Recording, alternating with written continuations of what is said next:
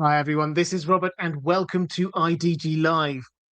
Today we are looking at this fine gentleman here, Sir Barristan Selmy.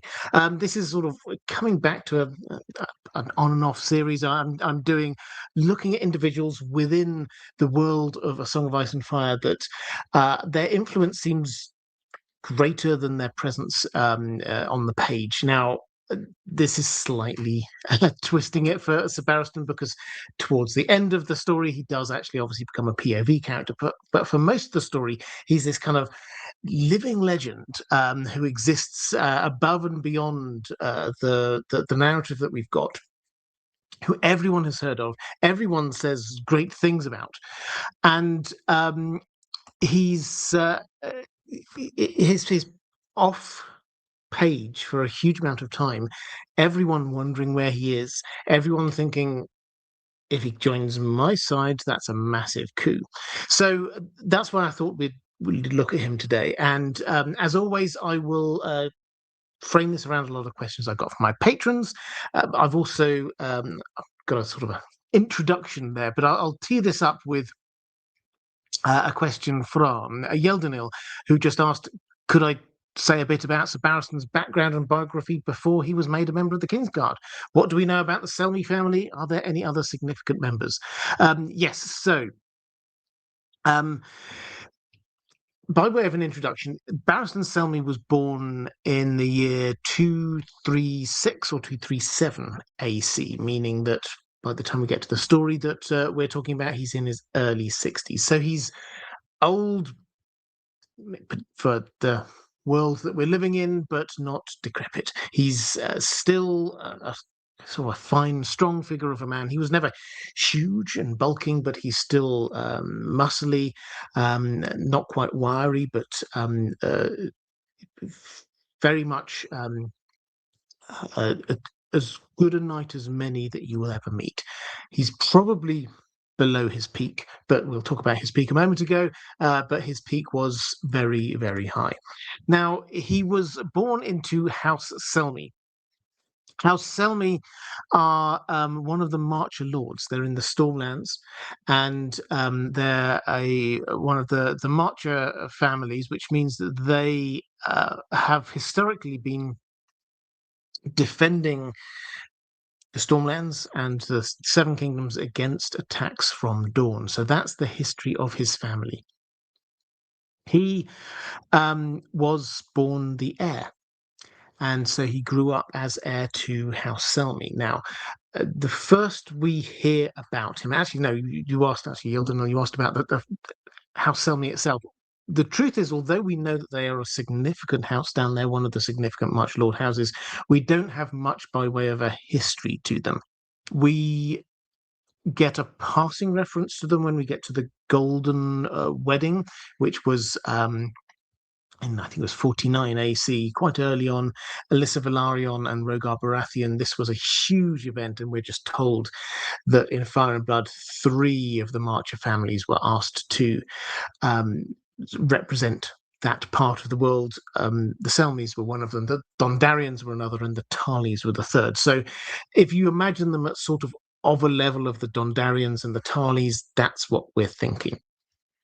But beyond that, we don't get huge amounts of detail about the house. We're told that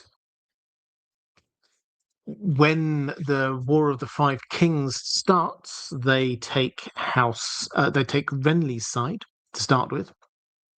And we're also told that the current Lord of House Selmy, who is, I think, the great nephew of Sir Barristan, he is known as Arstan. He is Arstan Selmy, which, as I'm sure you know, is the name that Barristan himself took as this kind of nom de plume, not really nom de plume, but his sort of secret identity when he was heading across Essos. He didn't want people to know who he was. He was such a famous figure. His name was very famous, certainly in Essos, and he didn't want anyone to know who he was, and so he took the name Arstan Whitebeard. So that's what we know really about the the house that he grew up in, but he clearly wanted to be a knight. And as the first mention we have of him actually is aged 10, and he enters a tourney, the tourney at Blackhaven, we're told. Now, as a 10-year-old, he obviously wasn't going to be allowed. He wasn't a knight, but he entered the lists as a mystery knight. This is a thing that you can do. There's obviously a whole story in Duncan Egg about the mystery knight. But this is an established tradition that somebody who wishes to hide their identity can enter as a mystery knight, and they can challenge people. But he was 10, and he looked 10 in terms of his height. He obviously didn't show his face, and everyone was laughing at him until one person took pity on him, and that one person was Prince Duncan Targaryen. This was the oldest son and heir at the time to Aegon V, who respected this, and he did joust against this 10-year-old child. Obviously, Barristan lost. He was only 10, but that was the point at which he gained his moniker, Barristan the Bold. And it was, we're told, Prince Duncan himself who gave this young child, Barristan, this name, Barristan the Bold. So that's the starting point for him. And 6 years later, he decided to re-enter the lists. He decided to, as a 16-year-old, to enter once more for the second time as a mystery knight. And this time he was a lot older. Just for context, at the start of the story, Robb Stark is 15. So 16 there, yes, it's young, but it's not crazy young. So he enters the lists as a mystery knight, and once more he finds himself facing Prince Duncan Targaryen. This time, however, he wins as a mystery knight, and he progresses, and he fights the other Duncan, the Dunk that we know, Sir Duncan the Tall, and he wins that as well.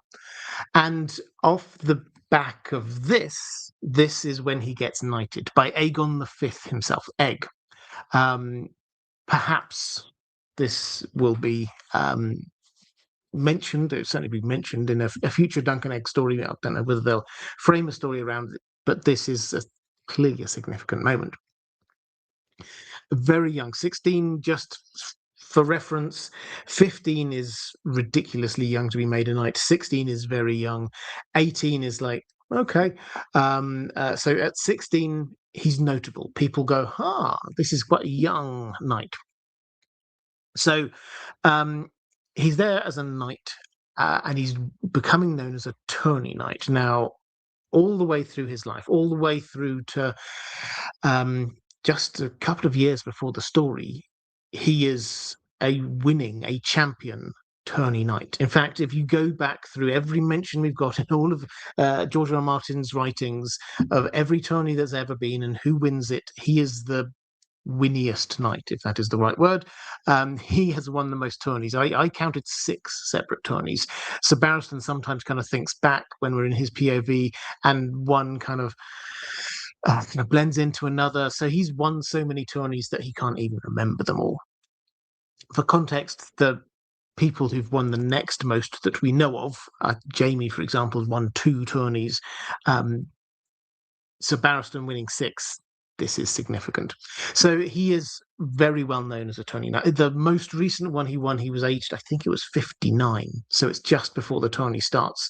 And he is renowned. He is about as good a tourney knight as we can probably get. So we're not, some people call me Morris, thank you very much. Yes, that's basically what he was. So this is the first part of his fame and his life. Well, the first part was when he was very young, how he got his name, how he got knighted. The second part is the fact that all the way through his life, he is this tournament winner. You cannot defeat him very easily. If you do, there's a good chance that you will win the tourney. So the next time we hear about him is in the War of the Ninepenny Kings. Now, you'll remember this is basically the last of the Blackfire rebellions. And in that, the Blackfires were led by the last in the male line of the Blackfires, which is this guy called Maelys the Monstrous. Maelys the Monstrous was this huge figure. I did a video on him on the main channel. If you're interested, massive figure. He's called monstrous partly because he had a second head growing out from his shoulders, but also of his huge size. So he kind of led these forces. That this was his part of the deal. He was going to be the king of the Seven Kingdoms, and Sir Barristan led an attack, cut his way through the Golden Company all the way up to where Maelys himself was, and he slew Maelys the Monstrous. And this action and other actions he took during the War of the Ninepenny Kings, these elevated his fame to the next level. He was now one of, if not, the most famous knight in the Seven Kingdoms. He was certainly right up there with Sir Duncan the Tall and people like that. Now, following that, he was named to the King's Guard at the age of 23. And this was under Jaehaerys II. So this was just after the Ninepenny Kings happened, just after the tragedy at Summerhall.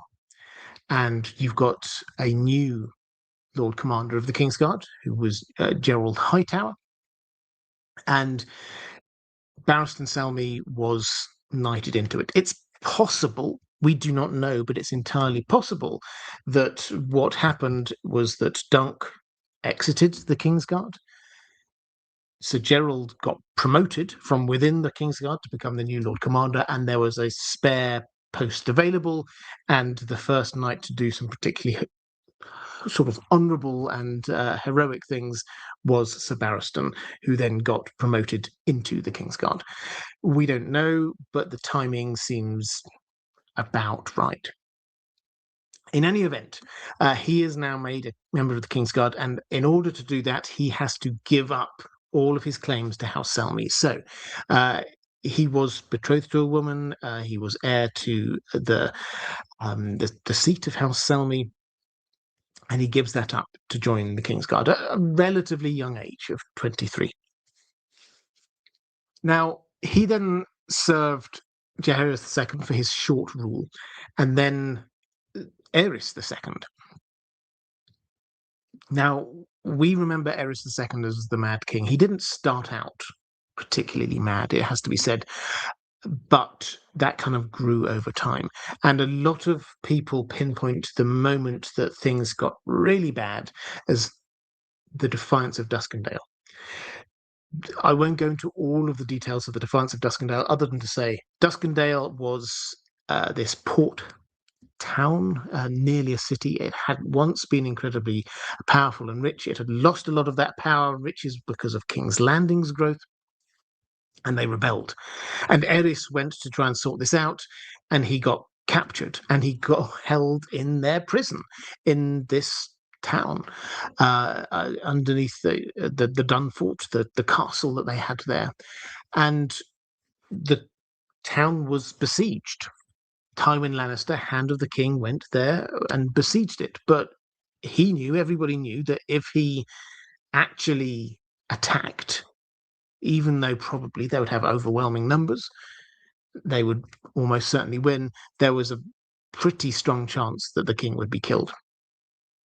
So for 6 months, this siege went on until eventually Tywin decided, I'm going in. It can't carry on forever. I'm going to go in.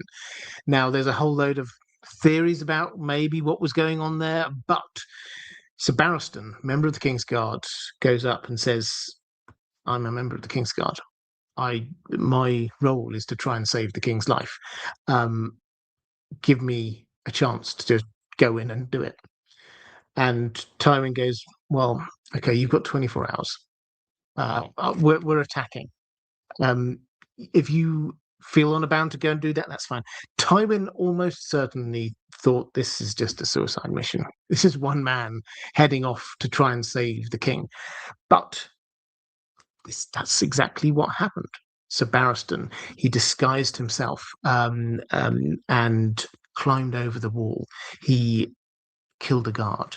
He managed to sneak his way into the castle, managed to sneak his way down into the dungeons. He managed to rescue the king. He pulled the king, dragged him out, back up out of the dungeons, found the stables, got them some horses, killed some more guys. They charged, galloped through the town. Barristan took an arrow to his chest. They managed to burst out and escape. And somehow, Sir Barristan, this is absolute legend-making stuff. He escapes with the king's life. And everyone was like, well, I wasn't expecting that. So if Sir Barristan was already renowned, his level of fame was next level by this point. There's a few other things that happened. We get the Kingswood Brotherhood, you may have heard of. This was a rebellion that based itself in the Kingswood. This is a big bit of forest sort of south of King's Landing, northwest of Storm's End. Barristan obviously was the one to be killing their leader. Then we get the events that turning at Harrenhal, which we will dig into a bit more later on in this stream. But Aerys II has gone full Mad King at this point. Rhaegar seems to be setting up some kind of a plot and to take power. Varys discovers it. Sir Barristan comes with the king to Harrenhal. And the presence of the king seems to have prevented, at least partly, we'll hopefully find out in the stage play in not too long, whatever it was that was going to be happening. But obviously civil war wasn't far behind. Robert's rebellion followed swiftly, and Sir Barristan was one of those who the Mad King trusted to have close to him. And whereas some of them, a couple of them in particular, were close to Rhaegar, Sir Barristan was very clearly, he was loyal to the crown. And he was there for this battle, the decisive battle in the rebellion, Battle of the Trident. And that's where Rhaegar was killed by Robert Baratheon. Barristan took an injury in that. And he probably would have carried on fighting, but he took an injury. And Robert Baratheon sent his own maester to try and heal Sir Barristan. While that was all going on, Ned Stark rushed down to King's Landing. Tywin Lannister had got to King's Landing, and it fell. So by the time Sir Barristan was back up and running, there was a new game in town. Robert Baratheon was the king. So he kind of like had a bit of a choice here. What does he do? He'd sworn his life to save the king's life, and the king was dead. And the king's heir, Rhaegar, was also dead, as were Rhaegar's two children that anyone knew of. They were dead, which meant that the heir then was this young child, Viserys. Now we discover that Sir Barristan already thought that Viserys was heading a little bit mad. He was right. We know what Viserys turned into, but also he was clearly young. He was only, I think, 6 at the time. So Sir Barristan accepts a place in the new Kingsguard for the new king and accepts being made Lord Commander. He has his moral qualms about it, but he decides to go ahead. He doesn't like the fact that Jaime Lannister is kept in the Kingsguard. Jaime Lannister, let's not forget, had killed the king. So from Sir Barristan's perspective, that makes him not a good Kingsguard. Killing the king is the opposite of what the Kingsguard should be doing. Anyway, he accepts the pardon, he accepts the promotion, and stays there for the next 15 years or so as the leader of the Kingsguard for Robert Baratheon. During that time, he serves with distinction. It's a relatively peaceful time for the Seven Kingdoms. There's the Greyjoy Rebellion. Sir Barristan obviously leads the charge on Old Wick, is a bit heroic there as well. We first meet him in the story when he is part of the delegation that heads up to the inn at the crossroads and to meet the King's party heading south with Ned Stark, coming back down from Winterfell. So that's where we first run into Sir Barristan, and he comes across as we know him, as this venerable figure, honoured and respected and thought of as being a very honourable kind of guy. He is there in the background for most of book one. Probably his most notable contribution is when, if you remember that meeting of the small council, when Robert Baratheon decides to order the assassination attempt on Daenerys. Two people object to that, Ned Stark and Sir Barristan. So he keeps up this kind of honourable sort of impression that he gives to pretty much everyone. Nobody, I think, doubted that would be his position. He was there with Robert Baratheon when the boar takes him out, gives him that mortal wound. And after Robert Baratheon dies, he is dismissed from the Kingsguard. There are many layers to this, why he was dismissed from the Kingsguard. Behind the scenes, again, I did a video on this if you're interested, it's very clear that Varys was influencing events and trying to get him out from King's Landing for two reasons. Firstly, because Varys was trying to weaken the defences of King's Landing, and there is no doubt that Barristan Selmy was an excellent fighter and a great figurehead and a really good person to have on your side. He wanted them out from Team Lannister. And wanted him out from Team Lannister. And also he wanted potentially to be sending him over to help out his own plan through Illyrio. That's one level. Another level is that Cersei and Joffrey wanted their person on the Kingsguard, their person being the Hound. And the third level, they wanted, Cersei in particular, wanted Jaime to be promoted to be Lord Commander, because being Lord Commander gives him a place on the small council, and she wanted to be dominating the small council. So there are plenty of levels to what's going on there. The reason given is that he's too old and he clearly is incapable because he didn't prevent King Robert's death. So Barristan is aghast at this because he knows, he looks around, the rest of the Kingsguard are not a patch on him.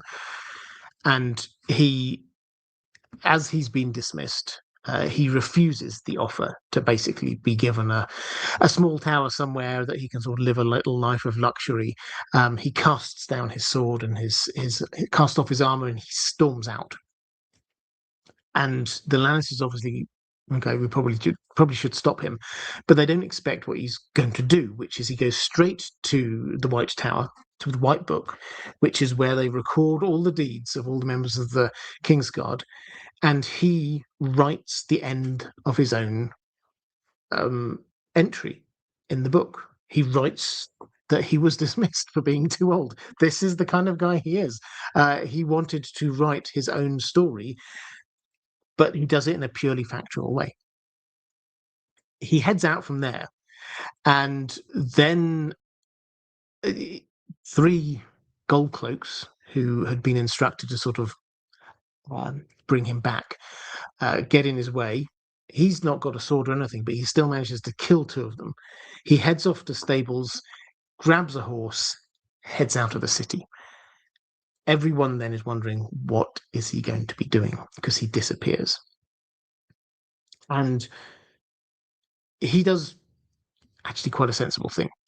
He charges off, gets rid of the horse, gets a change of clothes, grows a beard, so he looks a bit different, and then he heads back into King's Landing, where nobody was expecting him to be going, hiding himself amongst a group of random small folk who are sheltering from the war. He arrives in time to see Ned Stark being beheaded. And we know that he did think that Ned Stark was a good and honourable person, and he will have seen what Joffrey was then like as a king. And so he goes to the Great Sept, and then he's a gods-fearing person, and he prays and he reflects, and he comes to the conclusion that Robert Baratheon was a good warrior, but not a good king. Joffrey is not going to be a good king. And he kind of regrets his decision to accept the pardon and be part of the King's Guard for Robert Baratheon. So he heads out. He lets it be known that he is going to go and find his true king. And then he disappears. This is the point at which everyone there is going, who does he think the true king is?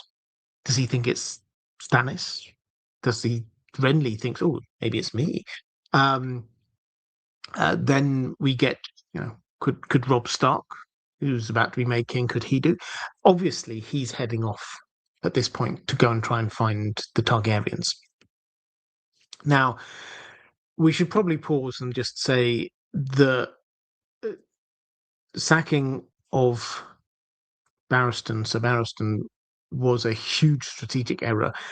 Tywin, if you read when he talks to Tyrion and he's citing the reasons why he's sending Tyrion down to King's Landing to sort things out, one of the biggest reasons was this sacking of Sir Barristan, because Tywin realizes how iconic Sir Barristan is. And he even says, just imagine if he joined up with Stannis or Renly and he's there standing beside him, people would flock because they see the honourable Barristan the Bold. They would flock to that side.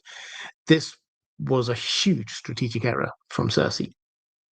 But of course, Barristan doesn't go to either of the Baratheons. He heads off to where he last knew that the Targaryens were, which was Pentos. He knew this because he was in the small council meetings. He probably knew Illyrio's Manse was the place to go. In any event, he goes to Pentos, he meets up with Illyrio. It's not hard to imagine, even if he didn't know the name Illyrio, which we're not 100% sure that he did, it would not have been hard to find. If he got to Pentos and he was just asking around, okay, so where were the Targaryens hiding out, the ones that married into that great Khalasar, people would have known. And Illyrio gives him the news Viserys is dead. But Dany is alive. And Dany has 3 dragons. Now, this is one of the many kind of shifts that we have in Illyrio and Varys' plan. Again, I did all of that in a video if you're interested in this, but it does all tie together. But Illyrio now wants Dany to come to him to meet up with young Griff. So he sends Sir Barristan there with this other guy he's got, a guy called Strong Belwas. He sends them off with 3 ships to pick up Dany and bring her to Pentos. And Sir Barristan does this, but he goes in disguise. Arstan Whitebeard is his name, named after the current Lord Selmy. And he pretends to be the squire to Strong Belwas, which is, everybody acknowledges, is a little bit weird because he's very old to be a squire. It's not impossible to be a squire. Some people were squires almost their entire life, but he's very old to be a squire, and he's also very good at fighting. You would have thought that by that point he would have been made a knight if he were that good. But anyway, they set off, they arrive, they find Dany, and he arrives just in time to foil an assassination attempt at her, the one with like the scorpion.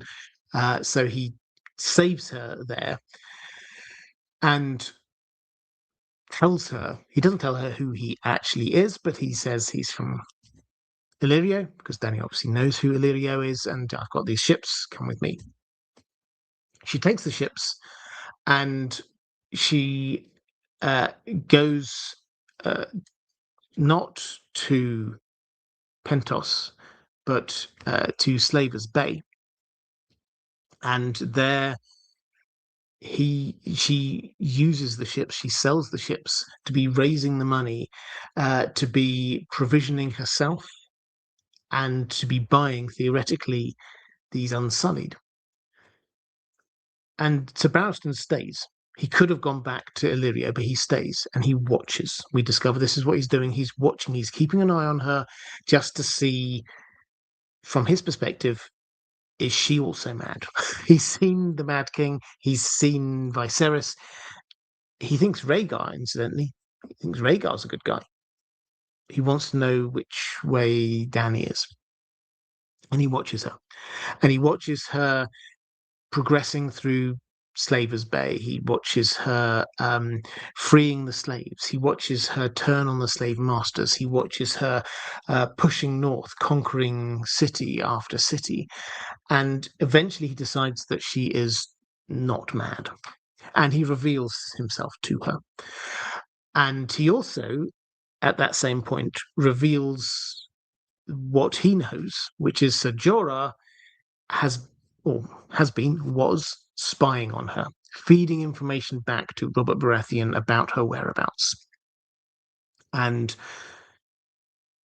this puts Dany into a little bit of an uncertain place.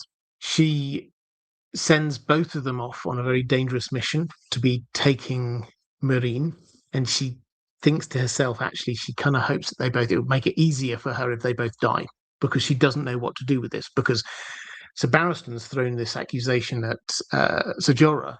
This is a spy, he's betrayed you. And Ser Jorah says, but what about this guy? This was the guy who was the Lord Commander of the King's Guard to Robert Baratheon, who overthrew your whole entire family. He swapped sides. You shouldn't trust him. And eventually Dany decides to exile Ser Jorah and to keep Sir Barristan at her side. She makes him her Lord Commander. She settles down in Meereen for some time. He kind of starts setting up a few kind of Westerosi things there. He tries to persuade her to have a tourney rather than open up the fighting pits. He recruits some squires and starts training them in knightly ways. He is there when Drogon lands in the fighting pits, and Dany climbs on him and flies away. And then he's left with the big issue, because she's gone. Hizdar, the man that she married literally the previous day, is now king and is taking everything under his control. And yet he has been convinced that Hizdar tried to assassinate Dany. The poisoned locusts, if you're interested. Now, he gets caught up in this kind of plot with Skahaz and Grey Worm to take control back for the Dany factions. So he does this. He hates it. He doesn't like all of this kind of politics, but he thinks this is what has to happen. They capture Hizdar. He names himself Hand, basically acting as a regent for Dany, while terrible things are starting to go on. The Yunkish have sent an army, and they're besieging the city. He's trying to hold it, while the Grey Mare, the Flux, is heading, sort of washing its way through the city. As we reach the end of this story, where we've got up to so far, a battle is about to commence. He makes, with pre-release chapters from the Winds of Winter, he makes the decision. He's going to get his guys, the guys he's been training, a few people who can ride horses. He's just going to open the gates and charge out at these catapults that they've got out there. And that's where we leave him. Now, what we know is that heading to Meereen at this moment in time is this huge amount of disparate people. So Jorah has come back with Tyrion.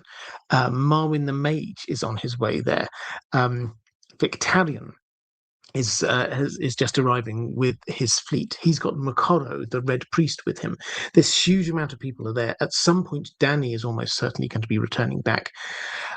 Barristan has to run the city with all of these new people arriving while waiting for Dany to come back.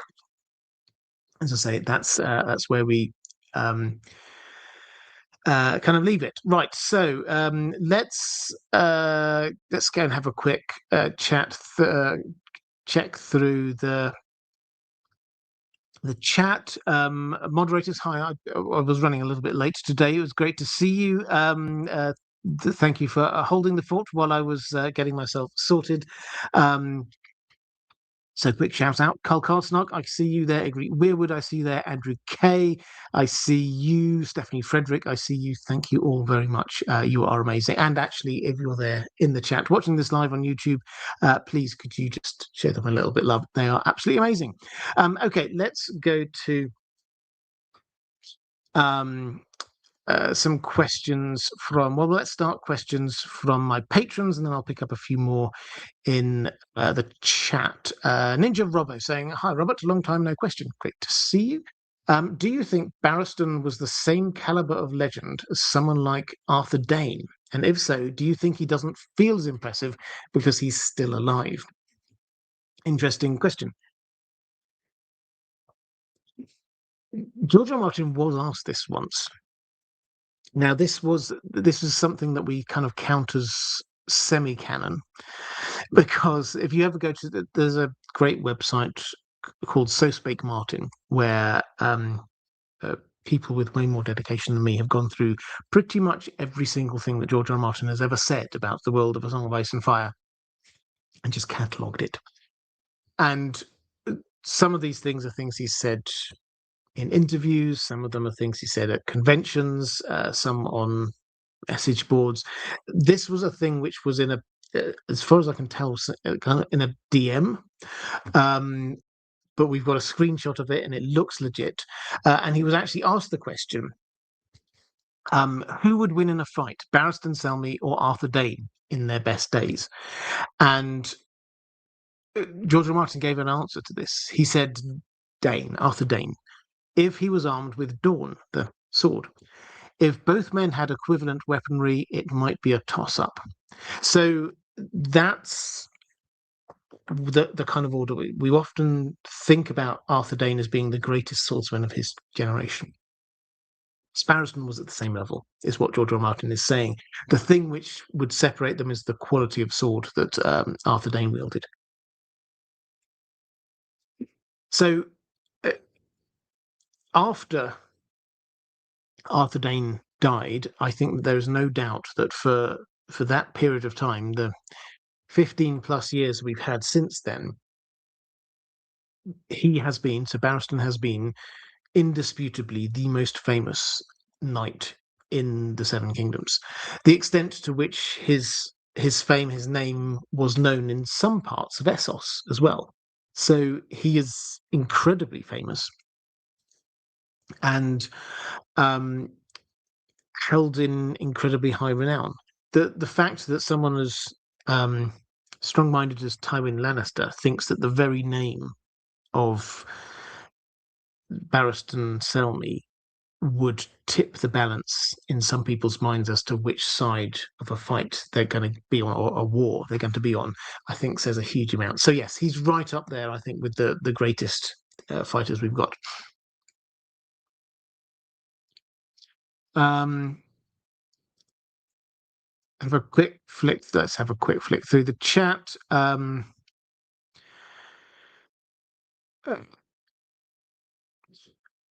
Carl Carsnock's getting saucy, apparently. I'm not entirely sure what that's all about. A lot of love for the moderators, which is good. Andrew Kay saying much too loyal and not nearly cunning enough, especially with those top political circles in Slavers Bay at the time. Yeah, we've got a question coming up a little bit later about his abilities as a hand. But I think one thing I will say straight up is that um, he's not a courtly animal. He recognizes things that are going on. The advice that he gives seems to be most of the time quite wise, so showing that he understands what's going on, but he hates it. He really dislikes it. When I say good advice, so for example, Quentin Martell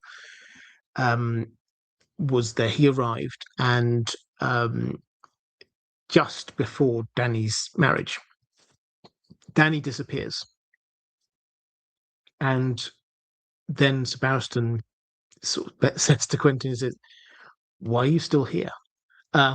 There's now no reason for you still to be here, and you're actually going to be in danger. I recommend you go now." In fact, he knew that there was a coup attempt about to happen, and he says, "Don't even go back to your rooms. Head out now." Now, this was good advice. He knows things are going down, so he advises Missandei to stay put, to don't move. His advice to Danny is it's quite staid and very clearly he's in his lane and he knows his lane, but it's kind of solid a lot of the time, unimaginative. So he does understand a lot of what is going on around, but he doesn't like it and he doesn't want to get involved in this kind of. But he sees himself um, as a fighter and a protector, and he will offer advice, but it is straight down the line kind of advice. So I've got a question coming up about parallels with him and Ned Stark. At a high level, yes, they're fish out of water. Neither of them want to engage in that politicking side of things. Paul Whitrock saying, "Hello, Robert and Dan the dog." Piggybacking off the last question, if Sir Barristan had a Valyrian steel sword, how do you think it would be different? That's a good question. So this is the last question here: is if Sir Barristan and Arthur Dane had the same weaponry, it would be a toss-up. It could be either of them could win in a fight. The edge would be Dawn. Now, we don't know. We have to say these things honestly. We've never seen the sword Dawn firsthand in the books. We've heard legends of it, but we've never, and we've kind of seen it in a fever dream, but we've not actually seen it. So we don't know quite how impressive it is. We don't know quite how it matches up to Valyrian steel. I think the implication is it's even better than Valyrian steel, but it would be close, I think, is the implication. But probably just on the swords, not on ability. That's what we're comparing. Is a Valyrian steel sword as good as the sword Dawn? And I think the implication is the sword Dawn is a little bit better.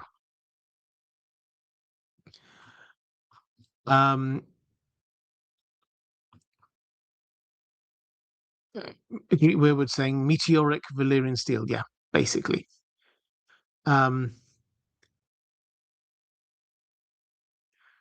Keanu Mather saying one of my biggest questions about the series is regarding the aging of the characters. At the beginning of Game of Thrones, Dany is 13 or 14. By the end of Game of Thrones, isn't she 16? And that's just the first book.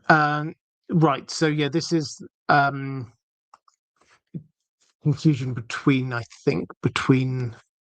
book and show. So yes, in the books, as the first book starts, and her story incidentally starts a few months probably before the rest of the story, but she starts off as 13, and yeah, by the end of book one, she's I think 14. So the entire story we've got so far is a couple of years, really. That's what we're looking at.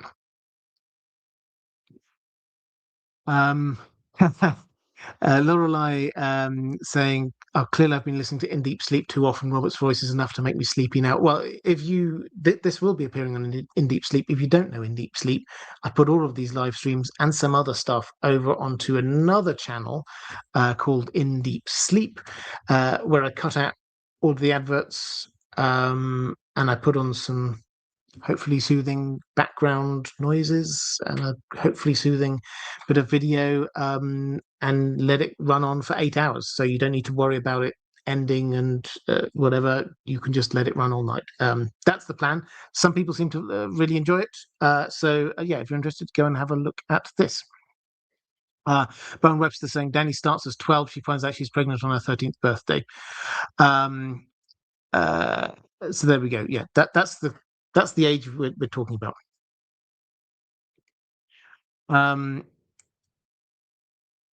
Jerry Invincible question saying, "Hi Robert, I love Sir Barristan as a question. How could you not?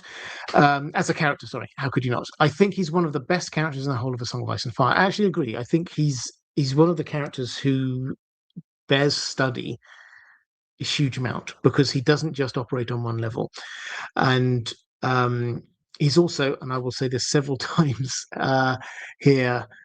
I'm sure, because I've said it several times before, every time I talk about Sir Barristan, he's one of the most frustrating characters because he knows a lot about what happened back around the time of Robert's Rebellion and earlier. He knows a lot of things, and George R. R. Martin has ways of making those characters not reveal it when they're in their POV. With Ned Stark, it was that Ned did not want to think about those things. He actively tried not to think about them, which was actually quite a good way around it. Here with Sir Barristan does think about them, but he thinks about them sometimes in quite a vague way, as we'll see in just a moment. But also sometimes, once Danny knows who he is, and she realizes, oh, this guy could tell me a lot about my father or my grandfather or what was going on. What about Rhaegar? 2 or 3 times, Danny asks him a question, and he starts saying something, and then it just cuts off. The story cuts off. Danny goes, "Oh, actually, I'm a bit tired now. I think I'll go to sleep." Or somebody bursts in the room and says, "Panic! We're being attacked." So we don't actually. It's incredibly frustrating as a character because he has this information, but we're not getting it. Anyway, my question, says Jerry Invincible, is about the historical echoes of Sir Barristan. We know George R. R. Martin likes to rehash character arcs and traits. What do you think are the main past examples from Westerosi history that foreshadow his character, and what might they tell us about where his story is going? Is Aemon the Dragon Knight too obvious an example? No, I don't think so. And he is a couple of times, he sort of mentioned in the same breath as a kind of a way of showing a noble, a pious knight who apparently remained chaste. Now, this is, and also defended a mad king. So this is the where we might sort of take this. Actually, I should probably just, for those who don't know, Aemon the Dragon Knight, he was around a long time ago during the time of Aegon IV, Aegon the Unworthy, and he was in love with the woman who was to marry Aegon, but he joined the Kingsguard, swore to protect the king, even though he was being abusive to his wife, and he did, and he stood up for what was good and right, and he was noble, and he did some pretty legendary heroic deeds. But how did he die? Well, he died defending his king. So is that a hint as to what might happen to Sir Barristan? It seems likely. Sir Barristan, in however this goes, I don't think he's about to die just of old age or anything like that. He seems hale and hearty. I don't think it's likely that he's just going to randomly wander out into the streets of Meereen and get attacked. That doesn't really seem to be the kind of thing that he would do. That was obviously what happened on the TV show. In the books, that doesn't really seem to be um, where we're going with this. His story is devoted to dying, and this is what his thoughts were: to die for his true king, to die in service to his true king. So that, I think, is probably where we're going to end up. Who he's dying in service to is a slightly different matter. I will come back to that. Are there any other direct examples? I think over on Patreon, I think it was Randy Mitra suggested Ryan Redwine, who was a very good fighter, Lord Commander of the Kingsguard, not so good hand. So, yeah, there's a lot. Lot. I don't think, however, and yeah, so Bowen, sorry, in terms of the age thing, yeah, easy to get mixed up. Do not worry about it at all. I don't think that there is a specific character that this is supposed to be a exact echo of. George R. Martin, as much as we kind of think he plays into this, he often uses echoes rather than sort of repetitions. So we're not looking at the exact same thing. So we would look at the trope of this pious, incredibly effective knight who is there as Lord Commander of the Kingsguard, in love with a woman that he cannot have, who defends a king who is quite clearly mad, despite being an honourable person. That is a trope that fits also onto Barristan Selmy. What happens with Barristan Selmy is that he's gone on beyond that. So now we have to work out what happens after this. So it's not a straightforward one for one. Let's go to Zero, saying, hello, Robert. In the Winds of Winter, we're expecting the opening chapters to deal with the Siege of Meereen, the Battle of Fire. How do you expect to see Barristan react to meeting Tyrion? Dany banished Jorah as well, so I'd expect him to be very conflicted about the Second Son's return to loyalty. Yeah, so where the Battle of Fire is what the fandom have called this. George R. Martin has basically confirmed there's going to be 2 battles happening, 3 really, a sea battle, but 2 big battles happening in the first few chapters of the Winds of Winter. One of them is known as the Battle of Ice. That's the one with Stannis up outside Winterfell, and the other one we're calling the Battle of Fire, which is outside Meereen. Now, from what we've seen of the setup, and also what we've seen of some of the pre-release chapters from the Winds of Winter, and we have seen quite a few actually. Incidentally, we've got a couple of Barristan chapters, a couple of Tyrion chapters. We've got we know what's going on with Victarion, so we can already start to shape out where this battle is going to go. And very broadly speaking, what seems to be happening is so Barristan, he's decided. So the Yunkish army are outside. They are with their catapults. They are firing diseased bodies into Meereen. And while this is happening, the pox is spreading like wildfire, not just inside the city, also outside the city. They have recruited some sellsword companies, the most notable being the Second Sons. Second Sons have got Tyrion and Jorah on board. While all this is happening, the 2 dragons are flying overhead. The dragons that escaped when Quentyn tried to tame them, they are flying overhead and often catching the catapulted bodies flung up into the air. The dragons are catching them mid-flight and eating them. So that's the situation. So Barristan decides he has to stop these catapults. So he gets his small group of horsemen and he just basically says, right, we're just charging at the catapults and we're going to take them down one after another, and then we're going to ride back in.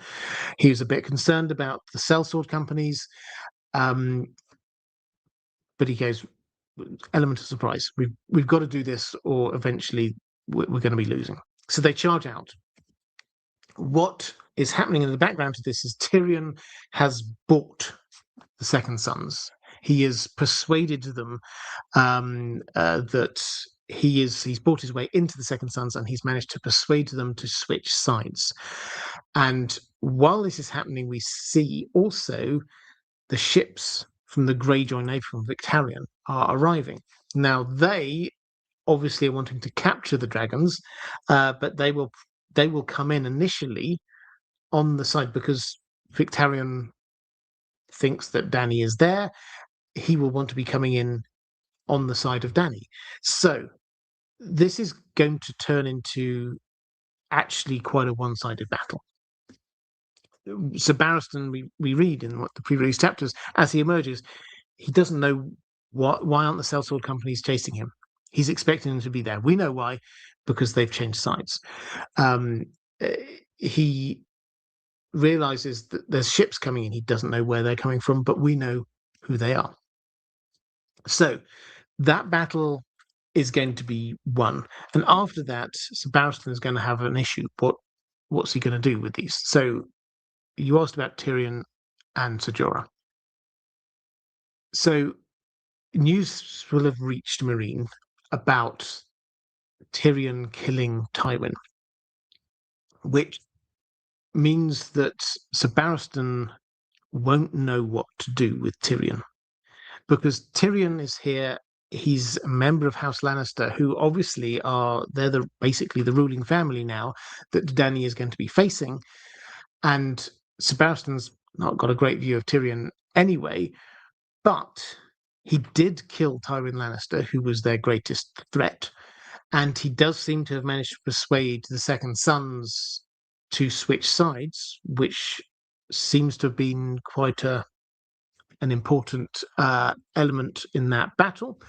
So he won't really know what to do with him. Ser Jorah, he won't know, because he's now that this is Dany's justice that has to be dealt with. So there's a fair chance that they're both going to be held in some way, maybe imprisoned. Tyrion, I can well imagine, if he gets the chance, will prove his worth, as he always does, by figuring stuff out. Who is the Harpy?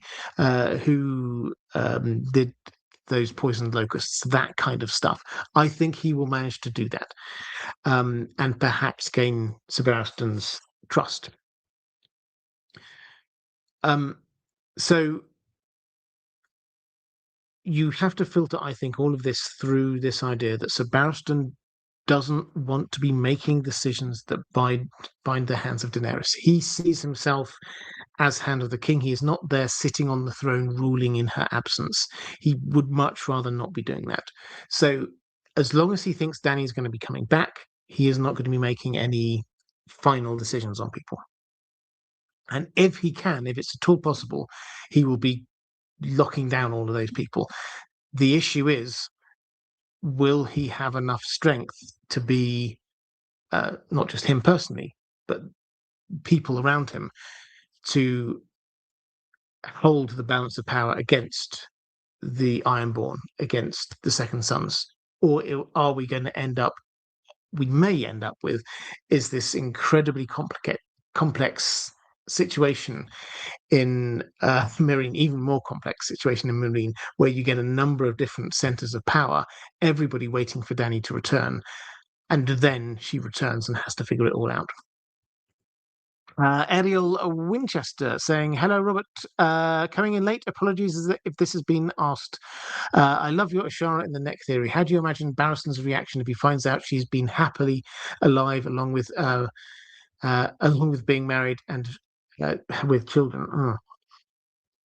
Okay, so this theory is, and I won't go into all of the detail.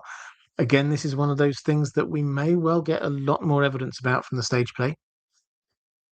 But the working theory I've got is that Ashara Dane is still alive, that was in love with Howland Reed, and the two of them went into the neck. And their children are Jojen and Mira. We know that Sir Barristan was in love with Sharadane, and but we also know that he thinks that she committed suicide. He doesn't seem to question that. So if he finds out, well, first of all, I should say I don't think he will find out. I think Sir Barristan probably will die before, if Ashara ever makes an appearance here. I think Sir Barristan would die before she does make an appearance. Her appearance would be much more focused towards the north anyway, whereas Sir Barristan, when he does finally arrive back in Westeros, will initially at least be focused down towards the south. So I don't think he will ever will. If he ever did,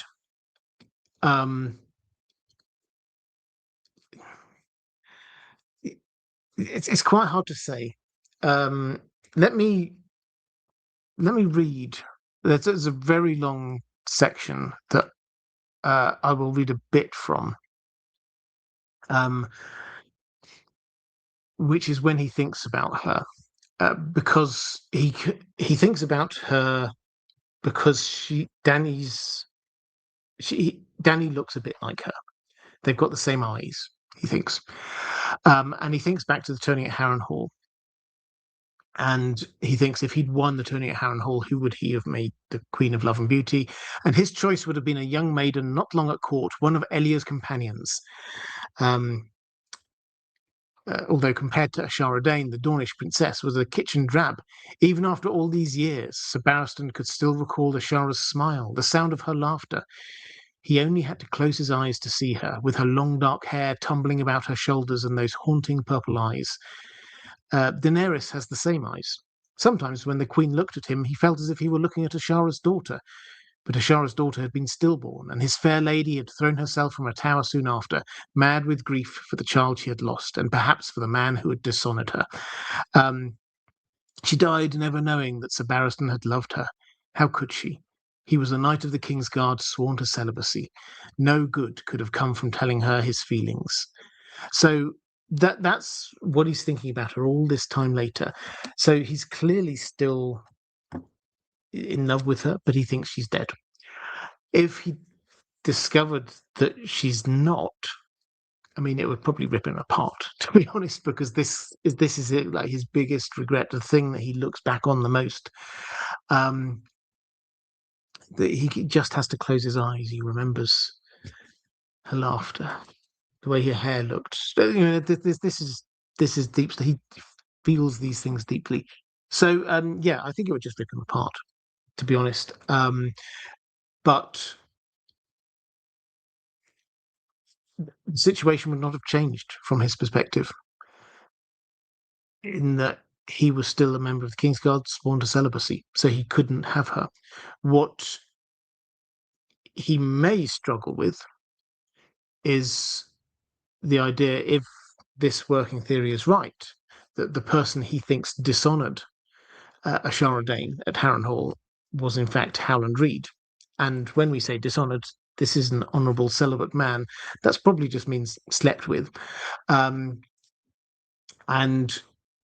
so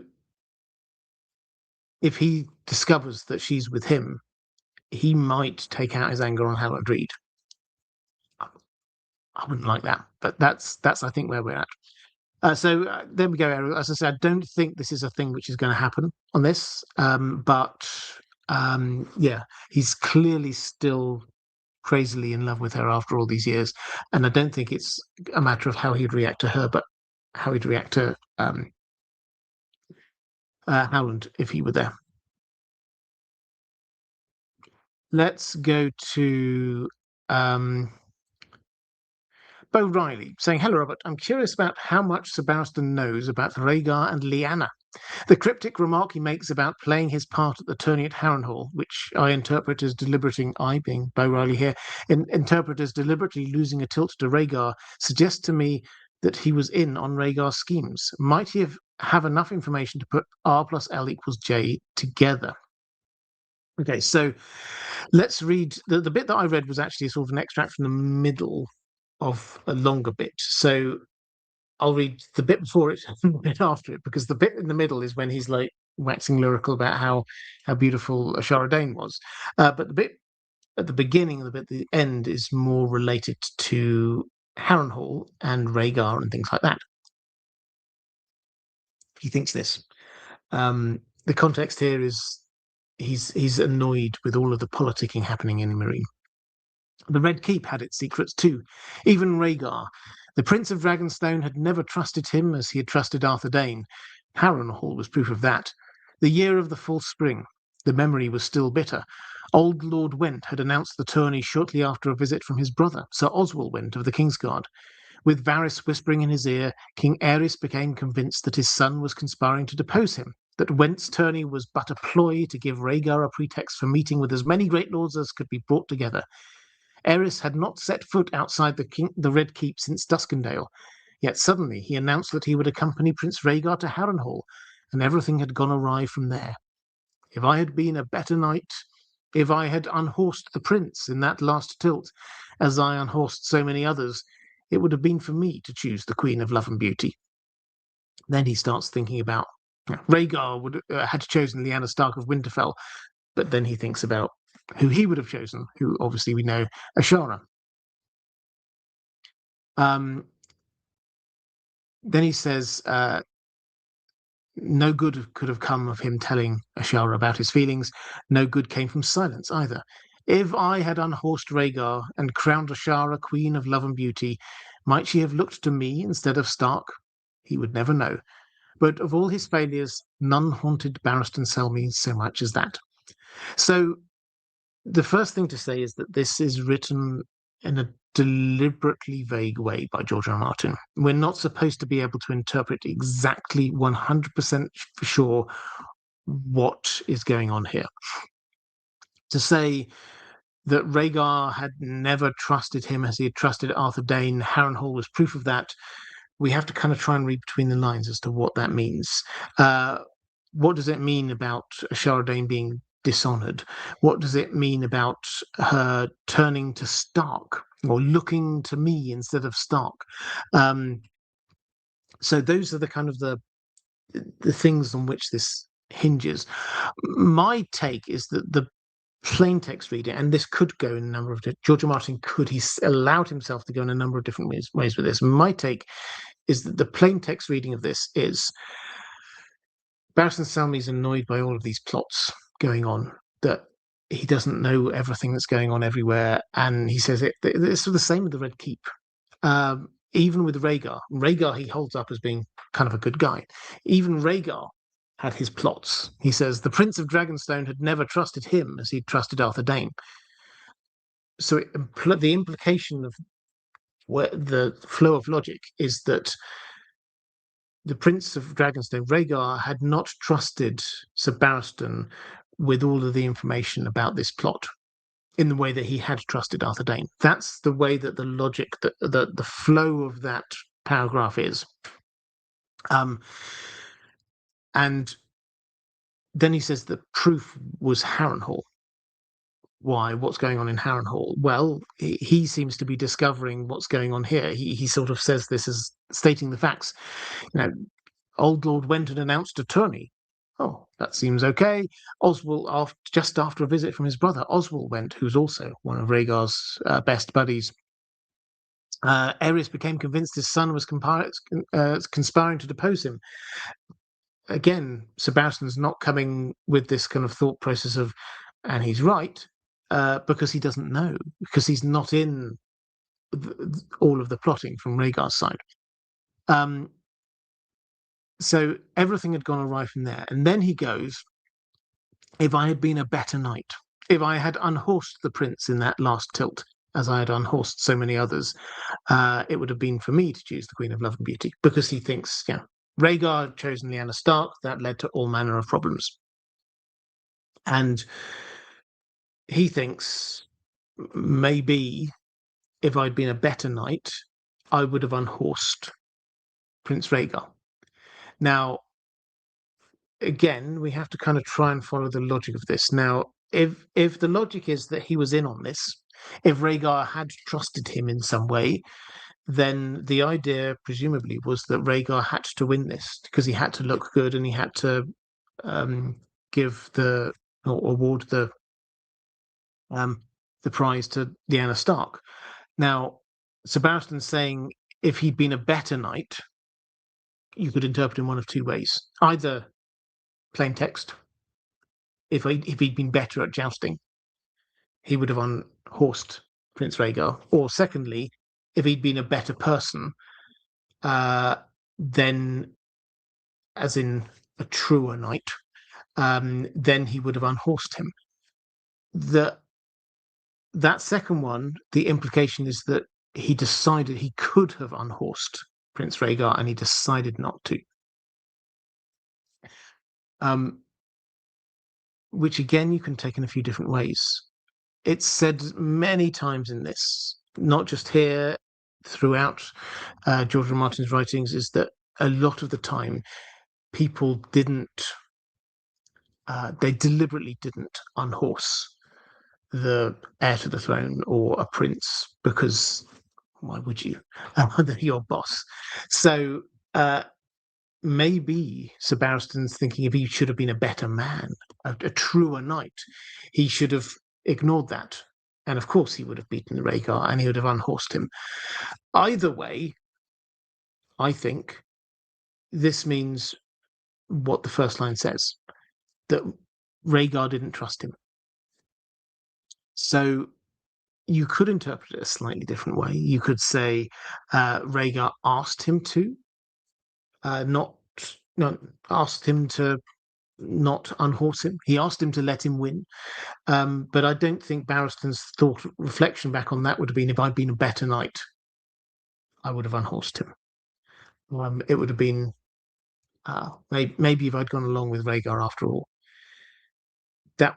So I think the plaintext reading is he was not a part of Rhaegar's plotting, and his worrying concern is the fact that he'd not been good enough as a knight to, in whichever way, to unhorse Prince Rhaegar. That had led to that moment when Rhaegar gives the crown of winter roses to Lyanna Stark. That caused uproar, and the uproar eventually spilled over into civil war later, and he sees this as being a big issue. But he gets distracted at that point into how wonderful Ashara Dane's eyes and hair were. So we don't get all of the detail of that. The last bit, because I don't think I've got a specific question on this, is about this other vague sentence we've got. If I had unhorsed Rhaegar and crowned Ashara Queen of Love and Beauty, might she have looked to me instead of Stark? Now, some people have interpreted this as being, so Stark must be the person who dishonored Lyanna Stark. That doesn't kind of hold with my reading of that sentence. So turning to doesn't, that seems more of like a, in my moment of need, I turn to somebody, rather than who dishonored her. You do not turn to somebody who dishonors you. And added to which, he obviously thinks Ned Stark, at least, is this kind of paragon of virtue. So the fact that it's Stark leaves it quite vague about which Stark this is. But my interpretation is that Ashara Dane, or Barristan Selmy, thinks that Ashara Dane, having been dishonored, then looked for help from someone, from Ned Stark. And he thinks, well, what if, and we read on, what if I'd won the tourney? Would she have turned to me for help? And then he's sort of this wondering about, but it could never have been anyway. So that, I think, is what we're reading here. Rhaegar was not part of, Sir Barristan Selmy was not part of Rhaegar's plans. He regrets not unhorsing Rhaegar at the tourney, whether that was because Rhaegar beat him or because he decided that he probably shouldn't unhorse the heir to the throne. He regrets that because it led to the outcry with Rhaegar presenting this crown to Lyanna. If Sir Barristan had been a part of these plans, then he'd have known about that, and maybe he could have stopped it. And then Ashara Dane was dishonoured or slept with somebody and turned to someone for help. Now, going back to where we were a while ago with this working theory that this is Howland Reed and Ashara Dane who got together at the tourney at Harrenhal, this ties in with the idea that maybe Ashara Dane turned to Ned Stark for help. Let's say she slept with Howland Reed and then she fell pregnant, and it's like, well, what am I going to do? And Ned Stark decided to protect her and help her out. And ultimately, that led to him allowing Howland, who was his bannerman, and Ashara to marry and go off in secret to the Neck, where nobody would ever find them, because Ashara Dane's life was in danger after the end of the rebellion. Anyway, that's quite a long digression away from the question initially. Let's try and get back to where we were.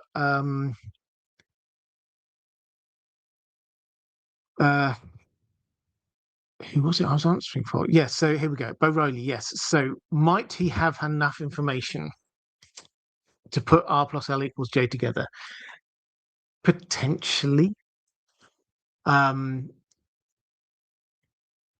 he does at another point, he does seem to imply that he knew that there was love there going on with Rhaegar and Lyanna. He knew that Rhaegar was a good guy. And so potentially, but he also seems to think that Ned was a very honourable person. And if Ned said that this child that he'd mysteriously brought back from Dawn was his bastard child, then he believed Ned Stark. So it's one of those ones where he's got the same kind of information that someone like, say, Varys has, but the difference might be, and whether Varys did do this or not, we don't know, but Sir Barristan appears not to have an inquiring mind. Let's put it that way. Right, let's go to someone in the chat was just saying, have I ever considered doing these on Twitch? I have, and I did used to do them on Twitch all the time, actually. I've just shifted recently. I do these, if you don't care about this level of detail, I do these through StreamYard, these streams, which allows me to multicast, if that's the right word, in a number of different places. The program I've got allows me to do it in 3 places. YouTube is one. I do it onto X. Hello, if you're on X, great to see you. And also I've moved on to Facebook. Hello on Facebook. If you're there, it's great to see you too. I used to do it on Twitch, but I can only do it on 3. So I stopped doing it on Twitch because I could only do it on 3. And frankly, I averaged 1.5 people watching me there, and more people watch me on Facebook and X. So I just went with where people seem to be wanting to watch this. So I have tried. Maybe I'll go back there sometime. Okay, let's. I think I had another question in the chat somewhere. Here we go. Roman Likovets saying, given Barristan's age, I doubt that Ashara was the only woman he ever admired. Why does she have a special place in his heart and not someone from his youth? Well, I mean, yes, you're probably right. And he was betrothed to somebody, apparently, when he was young, before he was made a member of the Kingsguard.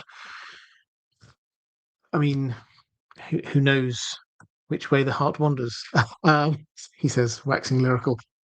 This is the love of his life. The person who just, when he was there as a member of the Kingsguard, which he was from the age of 23 up to roughly 45, I guess, which is when that happened, he was in the Kingsguard, and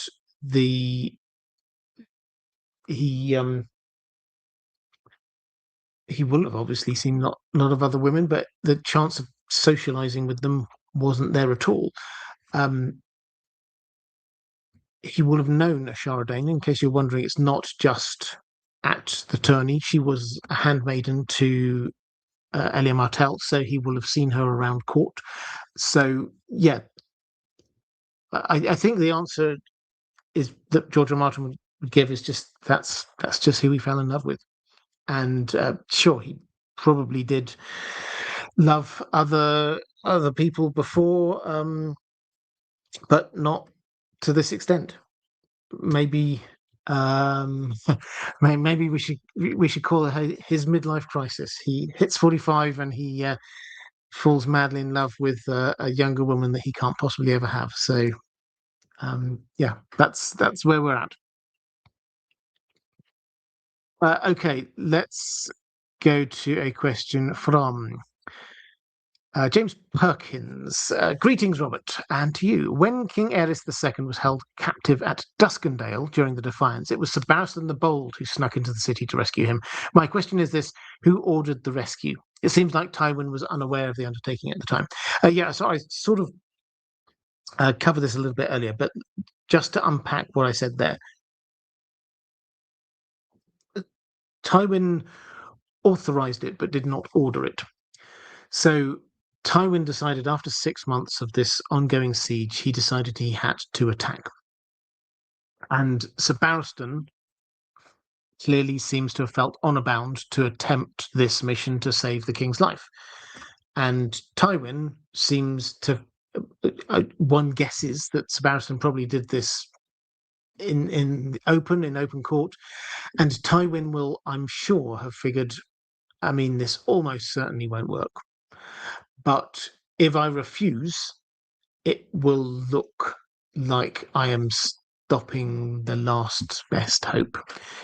What Tywin's gamble was, whichever way you think Tywin was coming at this from, some people think he was genuinely trying to save his old friend Aerys's life. Some people think that he'd already started planning the possibility that maybe Aerys could be replaced by Rhaegar on the throne.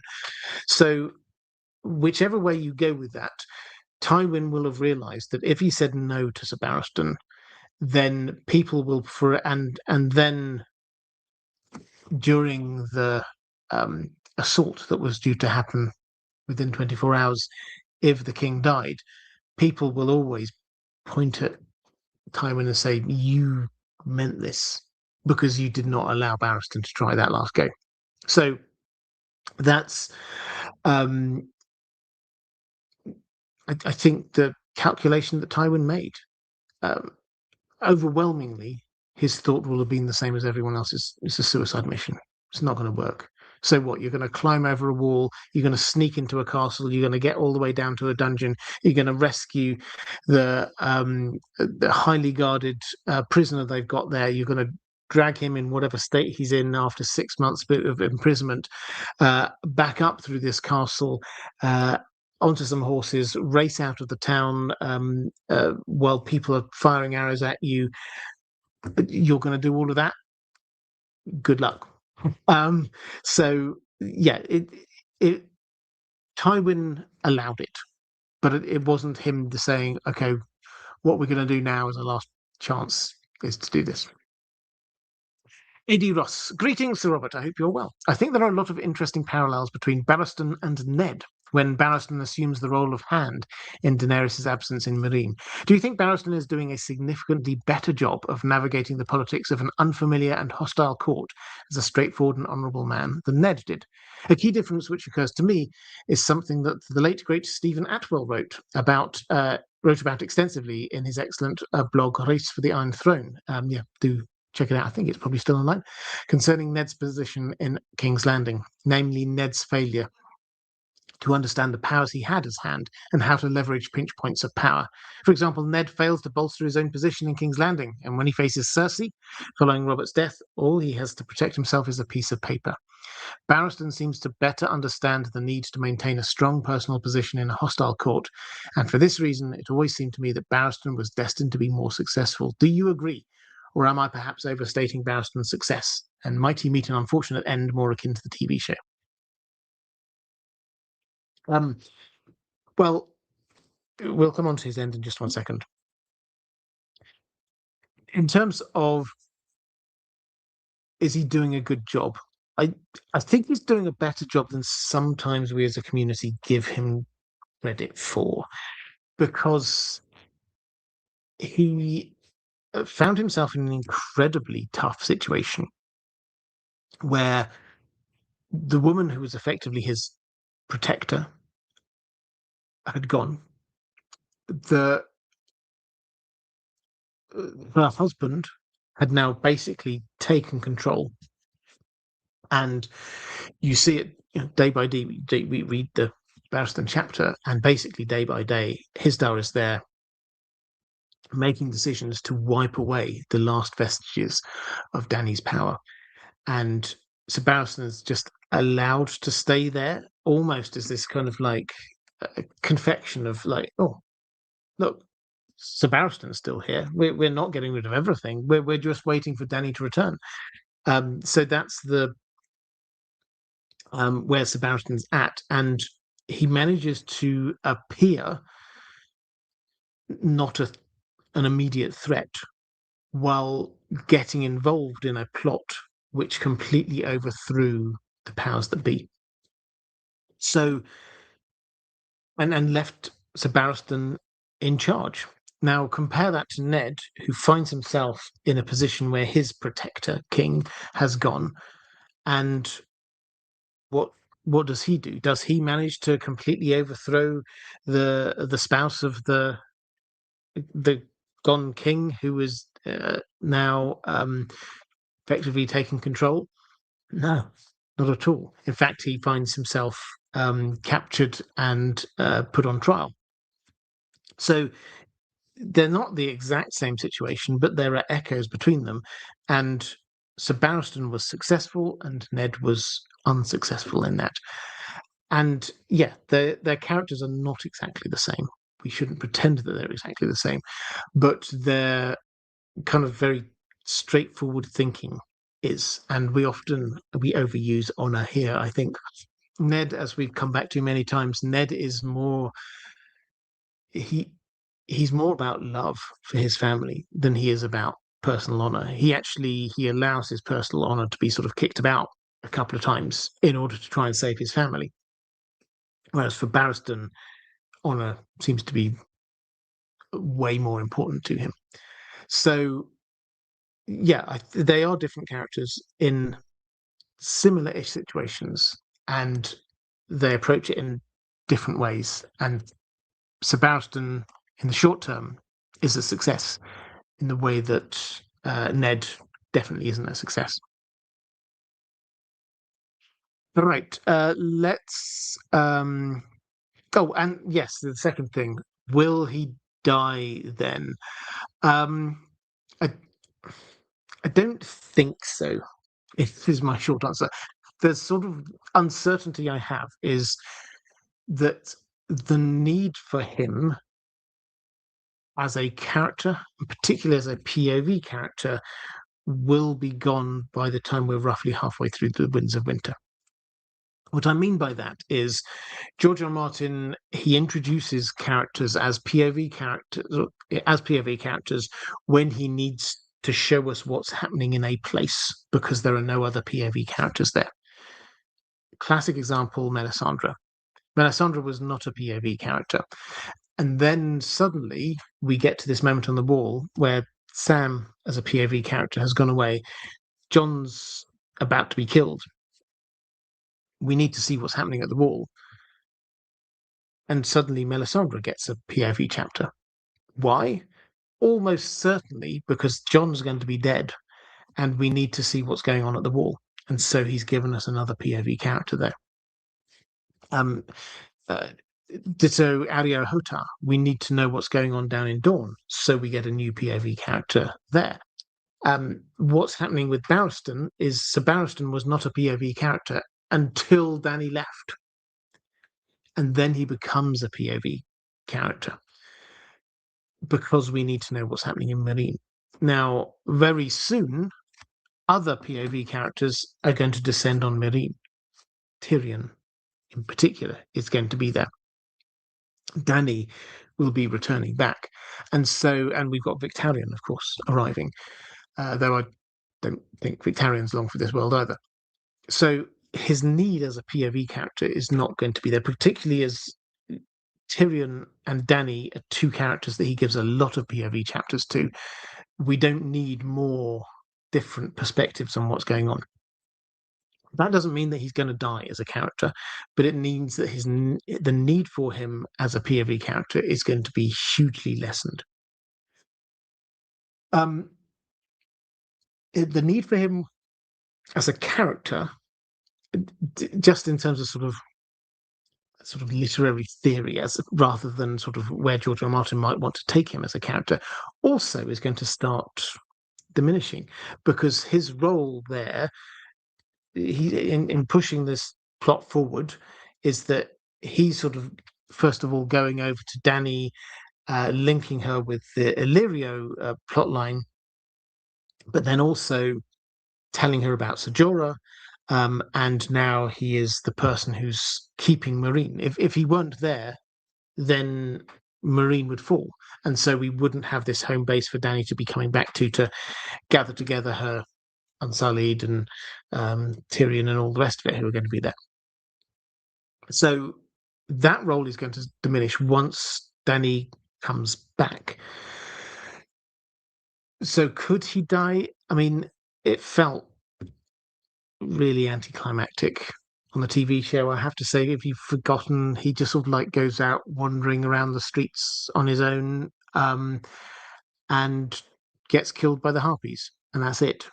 And it's like, oh, okay, he's this. Yeah, he had a heroic last stand, but that was it. So I don't think that really is where he's at here. He realizes the danger of the city. My take is that he probably will survive through to, and I can't remember if I've got any questions on this coming up. I'll assume I have. Aegon the Sixth, Fagon. When Tyrion arrives, he will be able to tell Sir Barristan about this.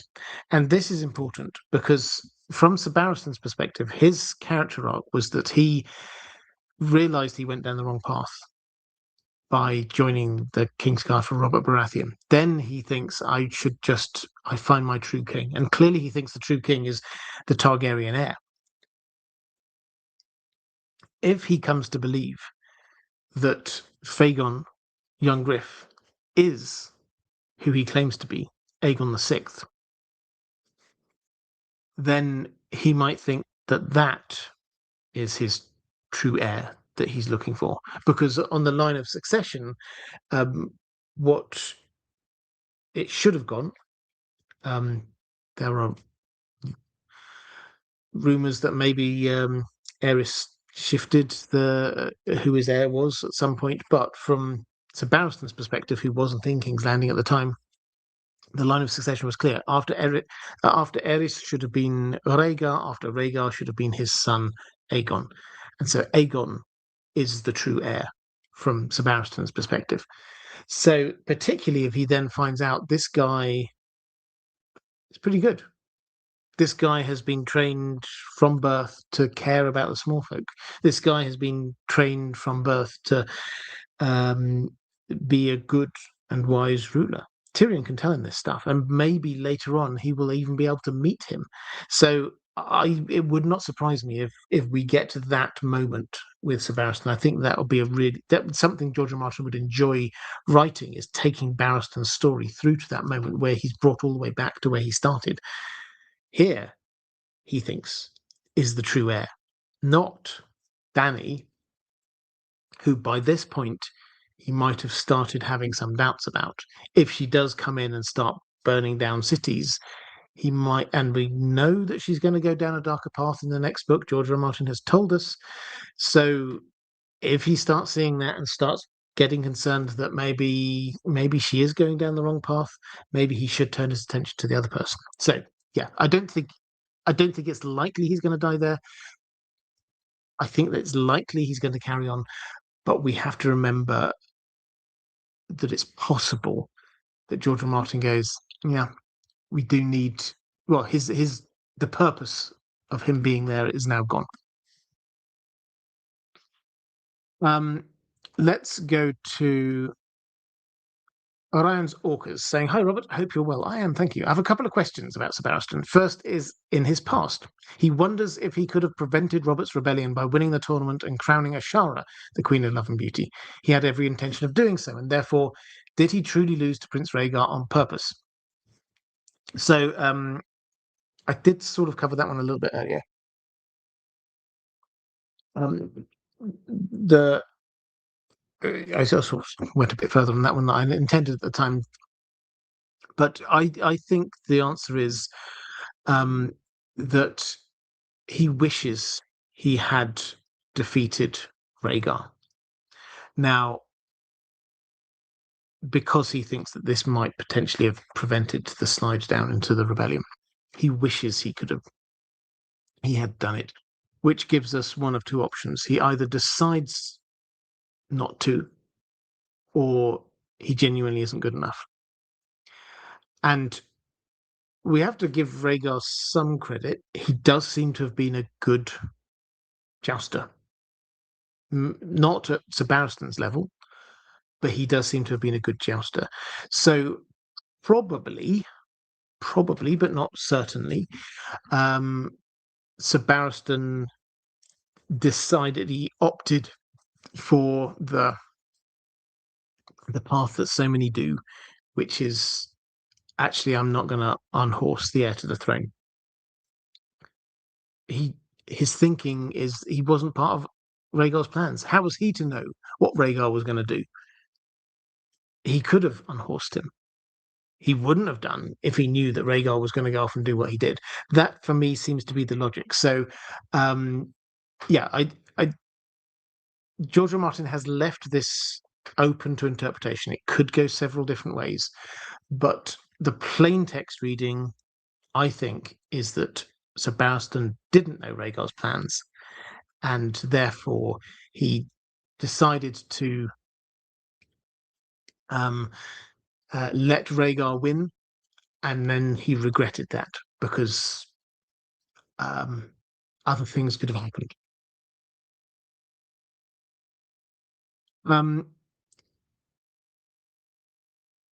Andrew Kay saying the inner circle needs to be incredibly tight and small at that point. I don't think he felt Barristan and Selmy needed to be in the know. I would agree with that at all. Rhaegar was plotting a coup against the king.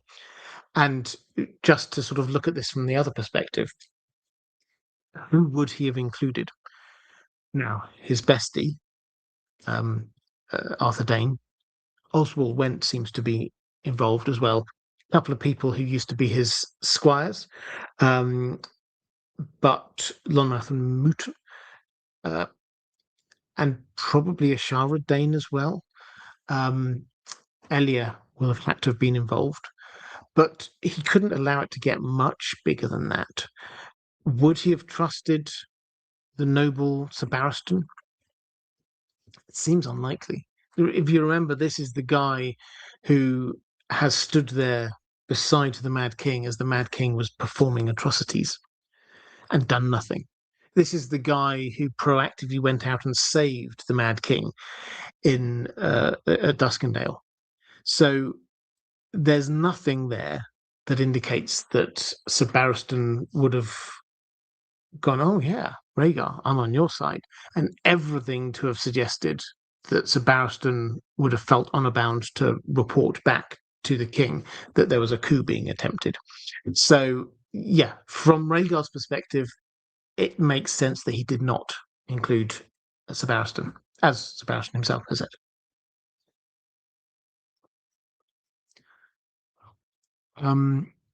And second question from Orion's Orcas saying he spends a lot of time in disguise when he joins Dany, and he does it purposefully to see if she has the insanity taint of Targaryens. How much faith should we put in Sir Barristan's opinion? Personally, I think he judged all the Targaryens he served correctly in mental capacities. All loved the moderators. Yeah, more moderator love, absolutely. So, well, the ones that he gives an opinion on were Aerys II, who he judges rightly to have been a bit mad. Rhaegar, who he judges to have been quite a good guy. Do we think that's right? Probably. Rhaegar does seem a little bit obsessed by prophecy, but most Targaryens are. Viserys, he only saw him as a child, but he was concerned that even at that young age, that Viserys was a little bit that way. That was probably fair.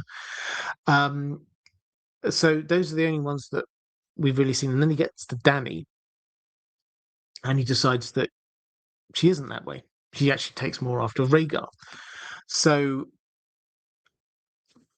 do we trust his judgment? Yeah, seems pretty good so far. What I think I mean, this is a bigger discussion about Dany that we're not going to go into. But what I think, if you reflected more with Eris II, was that when Eris II was younger, he wasn't like that. And it was only much later that he got a lot worse. So just because he knows somebody at a younger age doesn't mean that he knows what they'd be like as they grew up. Rhaegar obviously didn't get the chance to get that much older, and Dany, he's seen her as she is young, as we were talking about a bit earlier. She's very young at this moment in time. So maybe she might go that way as well when she's a little bit older. Relaxed like a cat saying, "Hi, Robert. I hope you're enjoying the warmer weather." Yeah, we've had unseasonably warm weather here in the UK and actually pretty much all of Europe. And when I say unseasonably, record-breaking temperatures for May is what we're at. I have been sweltering. I will admit it. So I've the warm weather the last couple of days have been a lot cooler, which has been quite pleasant. But yeah, when it was very hot, no, it doesn't work for me, I'm afraid. Um, uh, how do you think Sir Barristan, who is seen as quite an honourable character, will be involved in Dany's move towards, this is what we're talking about, move towards villainy and eventual end, if the television series ending is taken as her eventual fate? Well, so he will be a part of, probably, he will be a part of Dany's small council moving forward. What her small council will look like will be some combination, one would have thought, of him as the Lord Commander of a Kingsguard. Marwyn the Mage, he's coming across is basically going to say, "I'll be your maester." And so probably he's going to come on board. She's not got a high septon, but Mokoro is going to be there as a Red Priest. It's entirely possible that he might get in her good books and become a part of this. Then we've got Tyrion and maybe Ser Jorah, and sort of out there somewhere we have Quaithe. So the advice from these people will vary, it has to be said, but Sir Barristan will view his role, pardon me, as being what he always viewed it as being, the person to be the voice of reason, the voice of honor, and he is going to find himself up against people like Mikado, who believe that we're in the literal end times with entirety of humanity at peril, and Dany is Azor Ahai reborn, and she has to have her fiery sword and head off to save humanity. Marwyn, we don't know exactly where he stands, but he certainly seems to believe in quite a lot of that stuff. So he's also going to be on that. Quaithe is there telling Dany in her dreams, "Remember who you are, the dragons do." So she's going to be very much on that same kind of page. Ser Jorah, if he is back in her good books, is he going to be the person who's going to be standing up to her? Perhaps not. And then we get Tyrion. Tyrion he's on a character development curve, it has to be said, but he's still very keen on killing Cersei. So, which means Dany heading off and attacking King's Landing. So Barristan is going to be the voice of moderation in that set of advisors. So that's where he kind of fits in. I mentioned earlier the possibility that he might discover about and then maybe even meet Aegon the Sixth. Might he then betray her? We're looking for at least one more person who's going to betray Dany, and it's entirely possible that this will be one of them, because Sir Barristan, if he decides that Dany is going down the wrong path, and if he decides that he has chosen the wrong person as the true king that he has to be standing beside, he might switch sides.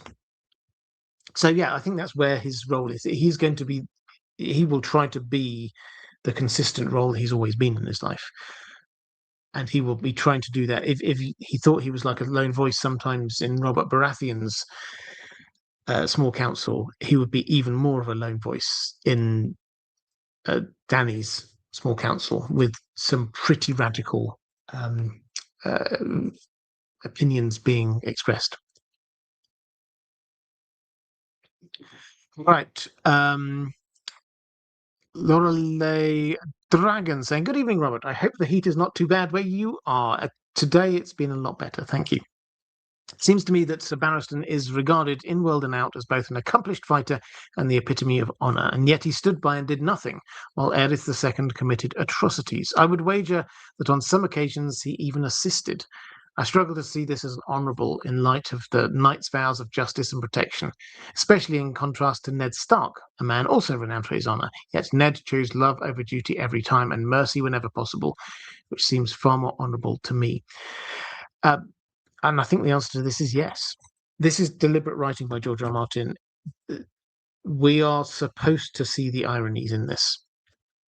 We are supposed to look at that Kingsguard, which are held up by people as being the last great honourable Kingsguard, and we are supposed to see them as being people who were just doing their job, just doing their duty, just obeying orders, and those orders were getting increasingly horrific. And we're supposed to see Jaime, this person that Sir Barristan, among many others, looks down on for breaking his oath. And we're supposed to look at it and go, well, hang on a minute. He actually was, in real terms, the most honourable, but he is treated as the least honourable. So, yeah, we're supposed to see this with Sir Barristan. This is one of the great things about Sir Barristan, is that he is presented as this great honourable guy. And in a lot of ways, he is this great and honourable guy. But he places his honour as fulfilling his oath. And his Kingsguard oath seems to trump his original knightly oath in his mind. And that means that he will stand by while terrible things are happening. Which doesn't incidentally mean that he has no personal honour. He thinks to himself that when he was injured at the Battle of the Trident, and he was delayed getting to King's Landing, he thinks about how when those children, Rhaegar's children, were presented to the new king, Robert Baratheon, by Tywin Lannister, their beaten bloody bodies, he thinks if he'd been there, and if he'd seen Robert Baratheon smile at that, then nothing could have stopped him from just turning on Robert Baratheon at that point. So his sense of honour is in there, but it's drowned by this notion of being a member of the Kingsguard and serving the king.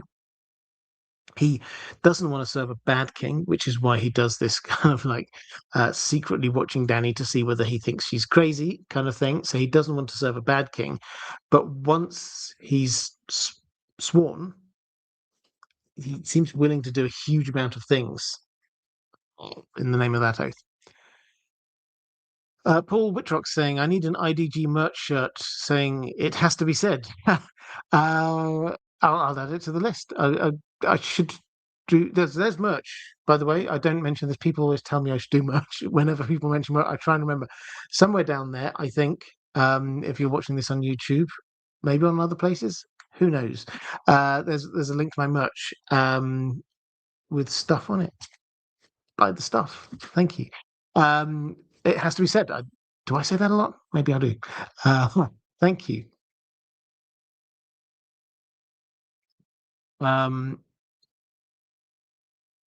Let's have a quick flick through. There's a lot of conversation about air conditioning. No, we do not have air conditioning here. I do not have air conditioning. Lance Dylan Tiaga saying, hey, over on Facebook. Great to see you. Yeah, I'm working on trying to improve the Facebook interface, but it's fantastic to see you. Matthew Ryan, could Barristan's legacy place him in the role of kingmaker, in that whoever he decides to support will be greatly legitimized from his allegiance? Yes, absolutely. Tywin says almost as much when he's talking about or being concerned that Sir Barristan might go and join Stannis or Renly or someone. He says that would add legitimacy to their claim in the eyes of particularly the small folk, because Barristan the Bold is such a legend. One of the other things I do wonder with the Aegon the Sixth thing, the young Griff idea, is that probably when he arrives, probably he will take King's Landing. I'm not going to get into it all. I did a load of videos on it if you are interested. Probably he will take King's Landing. Probably the people will love him because he actually does seem to genuinely be a decent human in a not very decent world. And he will look the part. He looks Targaryen. Physically, he looks Targaryen. And I think there's every chance that he will be there with John Connington as his Hand of the King. Everybody knows that John Connington was a good friend of Rhaegar and Hand of the King to briefly to Aerys II. So there's a little bit of legitimacy and playback to the old regime there. We've got the potential for there being a Kingsguard being established with Darkstar, a Dane, holding the Sword Dawn, and Sir Barristan Selmy himself, which immediately is starting to set this up as being kind of like that classic Kingsguard that we know from Aerys II's time. And I think there's a fair chance that the sword Blackfire is going to make a reappearance. The sword of Targaryen kings. So Aegon VI will be able to hold that up. He will be able to sit on the Iron Throne. He will have one of the crowns of the kings of the past on his head. Perhaps he will be crowned by a high septon. Who knows? All of these kind of looks of legitimacy which will allow people to think, yeah, that's definitely the right king. Incidentally, and I think they did a reasonable job of this on the House of the Dragon, that's what happened at the beginning of the Dance of the Dragons with the crowning of Aegon II. They tried to make it look as legitimate as possible. They did it in King's Landing, holding up Blackfire, anointed by a high septon, all of the things that make it look sitting on the Iron Throne. This is the king. These are the things that the king does. This is the stuff that the king holds, etc., etc. So it then looks like possession is 9/10 of the law. This is the king. That, I think, is what's going to be happening with Aegon VI.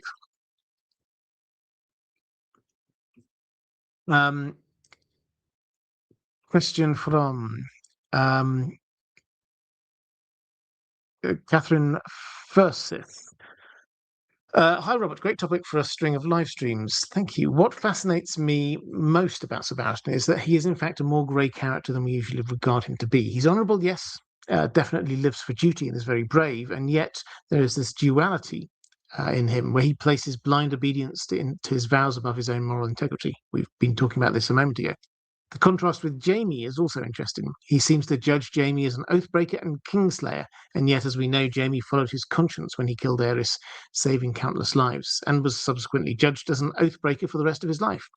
Coming to Dany, Barristan says something along the lines of wanting to serve someone who actually deserves it. Do you think he reflected on his greyness in his own character and life at all?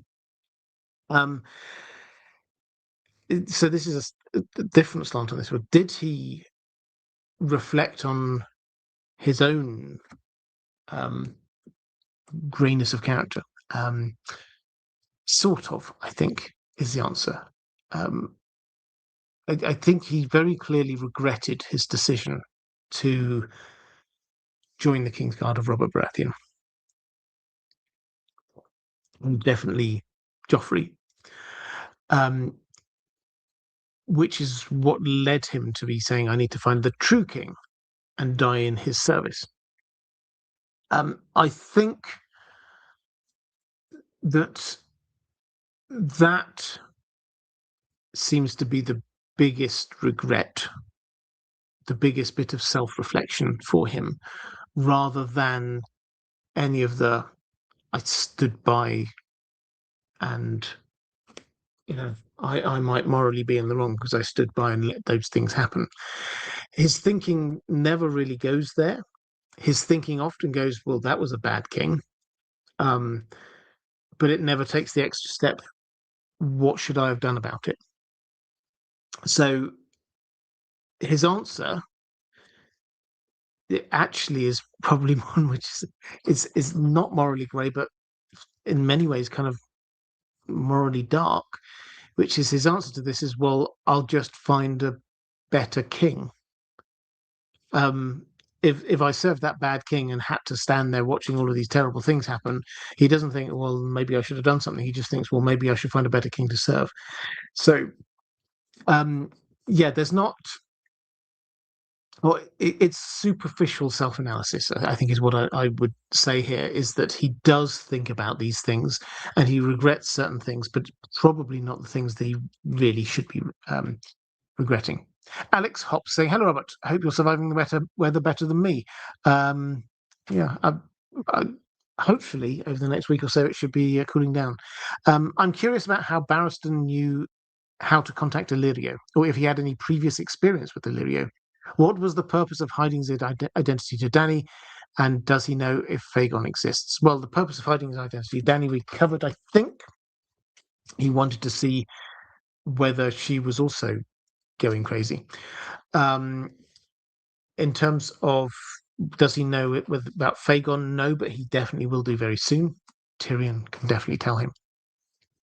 Did he have any previous experience with Illyrio? No, not as far as we can tell. Illyrio, the Illyrio Varys plan required Varys to be the person staying in King's Landing. Illyrio was the person staying over in Pentos. And they had different roles in this. So, yes, we see Illyrio briefly in King's Landing, but that was more of like a catch-up meeting. He wasn't based there. It was in secret with Varys. Arya sees it happen, but this wasn't a big thing that he arrived with people knowing who he was. So, did he know about Illyrio? Well, yes. So he knew that Illyrio. It was at Illyrio's palace or manse that the Targaryens had been staying at. Almost certainly, even if he didn't make that connection, simply arriving there in Pentos and saying, do you remember, guys, when there was this massive wedding here with that biggest Khalasar you've ever seen in your entire life, married to those two Targaryen, or married to that Targaryen princess, and her brother who claims the throne, claims the Iron Throne is his. Do you remember that? And they go, oh yeah, that was Illyrio. So he literally would just need to go to in any ale house and ask a question, and he would be able to find it. So Illyrio is not hard to find. He's ostentatious in who he is. It's just his plotting that's the bit that's slightly under the radar. At this moment, actually, I've thanked moderators a couple of times. Patrons, thank you. I always frame these around Q&A sessions around your questions, because I can't do what I do without your support. I hugely appreciate it. If you do want to support the channel, thank you so much. The best way to do that is still through Patreon. There's a link in various places. If for whatever reason you don't want to do that, you can be a member here on YouTube and soon on Facebook and places like that. So thank you. CK the Cam, do you think George R. Martin would put a time skip after Fagon claims the throne, or does John's position and the others force an uninterrupted timeline? So we know that there was going to be a 5-year time gap. The 5-year time gap, you can see where it was going to be in the story. A lot of the main characters are in places where they could just sit and learn for a period of time. Arya with the Faceless Men, John as Lord Commander, Sansa in the Eyrie, Bran, Bloodraven's Cave. You can see the way that the plot was constructed puts these characters in those places. George R. R. Martin decided eventually not to do that, mostly because he realized there are some characters where it just would not work to say, well, they did nothing for 5 years. The main one he talks about is Cersei. The idea that Cersei would just sort of sit there doing nothing for 5 years just didn't work. Similarly, John, he thought things would have to happen to John. And some of this he could do in flashbacks and stuff like that, but there would just be too much. The plot and the characters moving too fast to do a 5-year time stop. The idea of there being a sort of a time pause for young Griff, I don't think he's going to put in an actual big pause and say, at this moment, at the end of this book or halfway through this book, a year passes or 2 years pass or whatever, and nothing happens for the same reasons as before, because Cersei would do things, and as you say, the others arriving, Dany arriving. I think it's entirely possible that he could leave a big gap where we're not shown much of what's going on, and we're reading about the story elsewhere. Don't forget, we've 20 plus POV chapters here, and we've only got 1 or potentially 2 POV chapters who would be in King's Landing for a Fagon kingship, John Connington and potentially Arianne. Everyone else is not there, so he could just get it up to the point where he takes power, and then we go off and find out what's happening in the rest of the world, and then we come back to it, a bit later, or maybe we just learn about what's happening through reports elsewhere. Oh, and the king seems to be doing all right, such and such, such and such. So yeah, I don't think we're going to have a pause in the entire narrative of the story because there's too much going on, but we could have a pause in reporting on what's going on. So to kind of put this into context, if what we think is going to happen happens, Dany goes up to Vace Dothrak. She wins the Dothraki to her side, heads down to Marine, sorts stuff out there, gets her navy, sets sail, deals with a couple of places en route. She'll have to deal with Volantis at the very least, and possibly a couple of other places, and then arrives at Dragonstone. That is going to take several months, at least 6 months, you would expect. And it's not beyond the realms of possibility from where we left the story that you could imagine that Fagon could take King's Landing in a month or two. And I say that because he's at Storm's End at the moment. Rumours are that he's taken it. He's at Storm's End at the moment. Storm's End is just 2 weeks' march away. And if Cersei does something crazy, as she probably will, and the city turns against her, as it probably will, and the Tyrells turn against her, as they probably will, and the Golden Company manage to pull together again, as they probably will, and Dawn come on side, as they probably will, all of that could get to King's Landing and push Dany out in the space of a couple of months, which means that you could theoretically have a good, maybe even half a year of Fagon ruling broadly wisely in King's Landing without us needing to see the details of it. That was CK the Cam. Ranabem Mitra saying, salutations, Robert and Dan the Dog. Which story route do you think George R. Martin will take for Barristan in the Winds of Winter? I recently rewatched the Valar Reader streams for the Winds of Winter on History of Westeros from 5 years ago. You were a guest for the Forsaken chapter. I vaguely remember that. Yeah, that was quite fun. Aziz succinctly lays out equal evidence for Barristan's potential defection to Fagon plotline and the Barristan dying in the aftermath of the Siege of Meereen. For me, George R. Martin can flip a coin and weave the story out to cater to either of the two choices. So which do you think wins in the end? Yeah, so I agree. I mean, we have sort of touched on this already. He could go either way. I'm just from a character-driven perspective, I'm currently erring towards the Barristan survives through to defect to Fagon's camp. It could go either way. George R. Martin is a Gardner writer, and if he finds a more interesting route for this to go down, then he will go down that route. You also had a question about the stage play, which is related to this. You've mentioned in the past how the theatre medium allows for different audience members to notice different things within the same scene. So when Rhaegar crowns Lyanna the Queen of Love and Beauty, we know what reactions to expect from Ned, Brandon, Lyanna, and Robert. But should we be paying more attention to Aerys II or Varys or maybe Howland Reed when this moment happens? If so, should we be taking their reactions as book canon too? And you say that you think we should. So this is a really interesting question because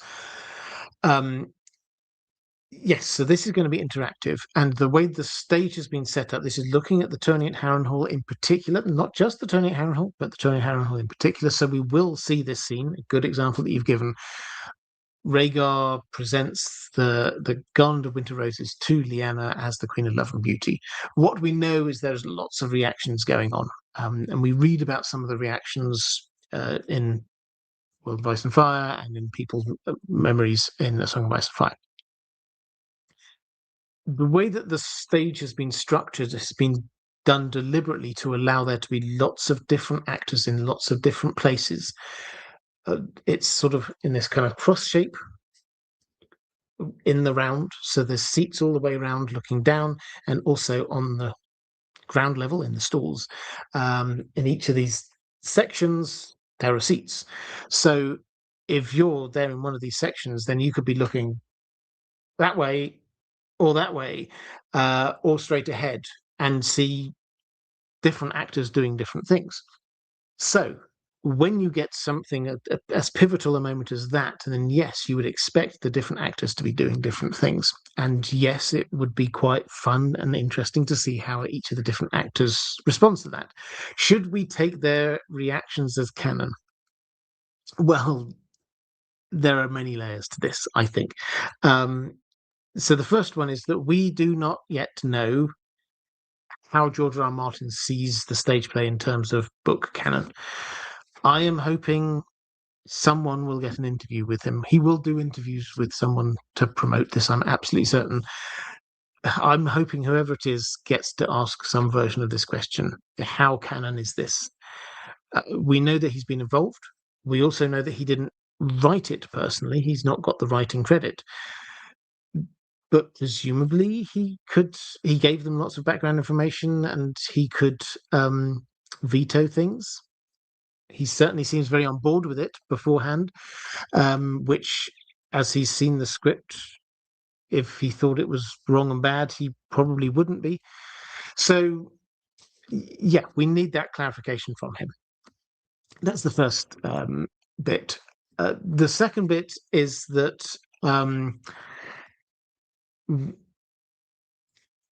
below there is this canon, according to George R. R. Martin, is then what's actually in the writing and the stage directions. So when you get a script,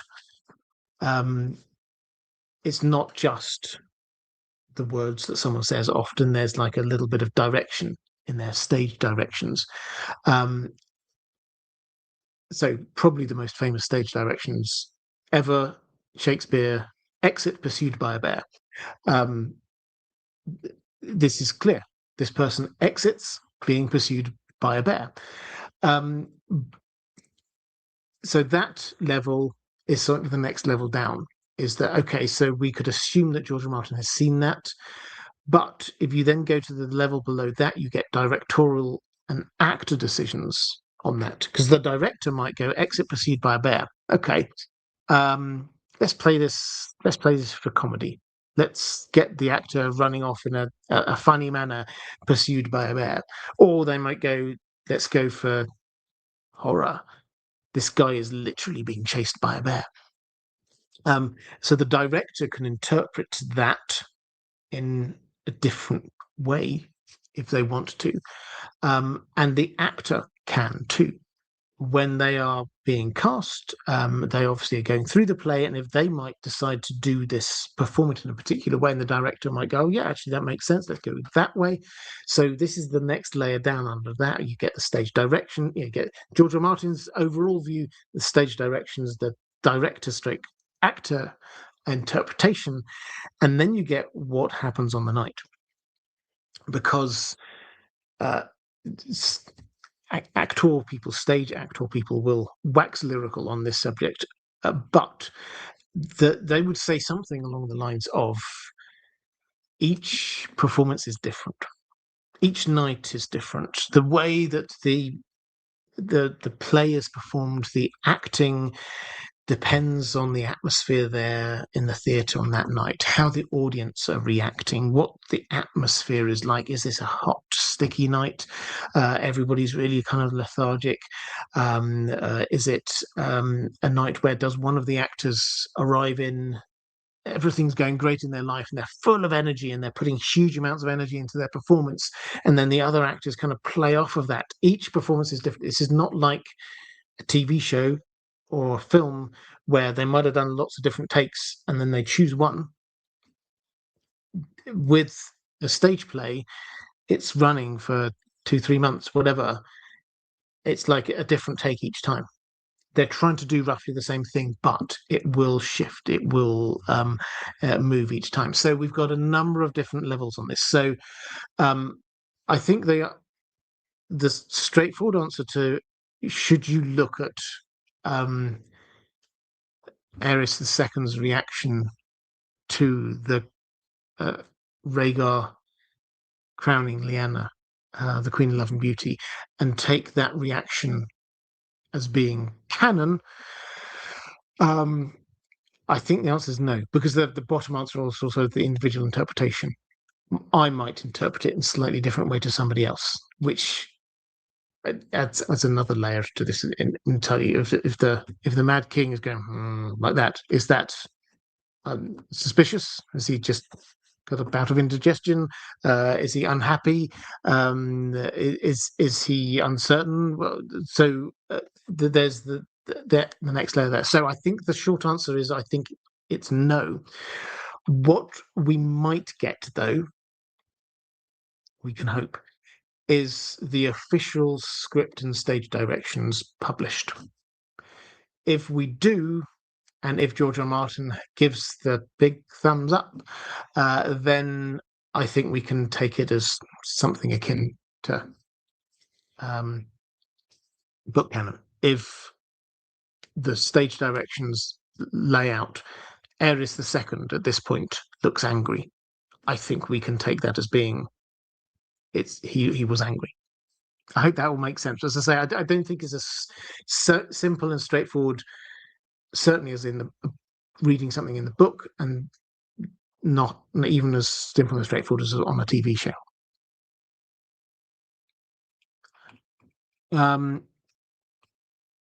Okay, let's go to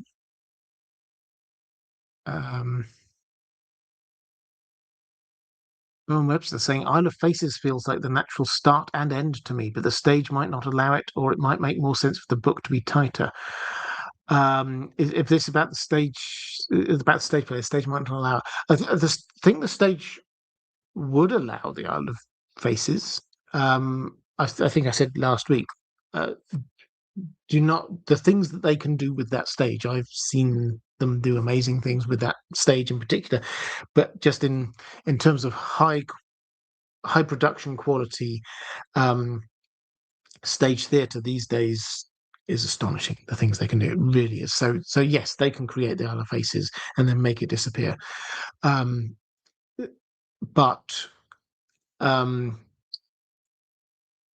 the only we have got very little information about this at the moment. The only hint that I think we've got is the fact that the play is called The Mad King, and before that it had a working title of The Iron Throne. So the clear implication to me is that if you take both of those things, this is focused in on the political and the Targaryen element of this, rather than the Children of the Foresty, Howland Reedy element. So that isn't to say that those things aren't going to happen, but if you're structuring a play around that, then I think you're likely at some point to be bookending it with that. The dramatic narrative ends with a resolution to do with the Mad King or the Iron Throne. Does that mean we're going to go all the way up to Robert's Rebellion? Don't rule it out. It's entirely possible, but I don't think it will end with Howland Reed going to a weirwood tree and sort of putting his hand on it and stuff like that. I think it's going to end with a discussion about the Iron Throne and the Mad King. Buttoned Up Reader, will I be going multiple times to see the play? That's certainly the plan. Let's go to a question from Sir Friend. Happy Thursday, Robert, and to you too. Do you see the mini plot line of Barristan training up some of the young boys in Marine amounting to anything important? I've always found it a touch strange. There's no talk of him doing anything like this back in King's Landing, as far as I'm aware. Best wishes, warmest regards, and to you.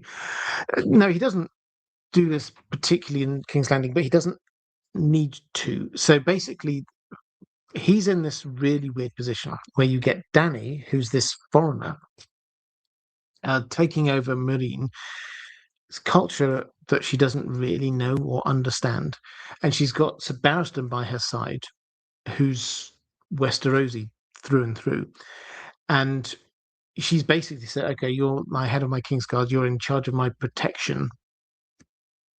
What's Sir Barristan going to do?" And he reverts back to,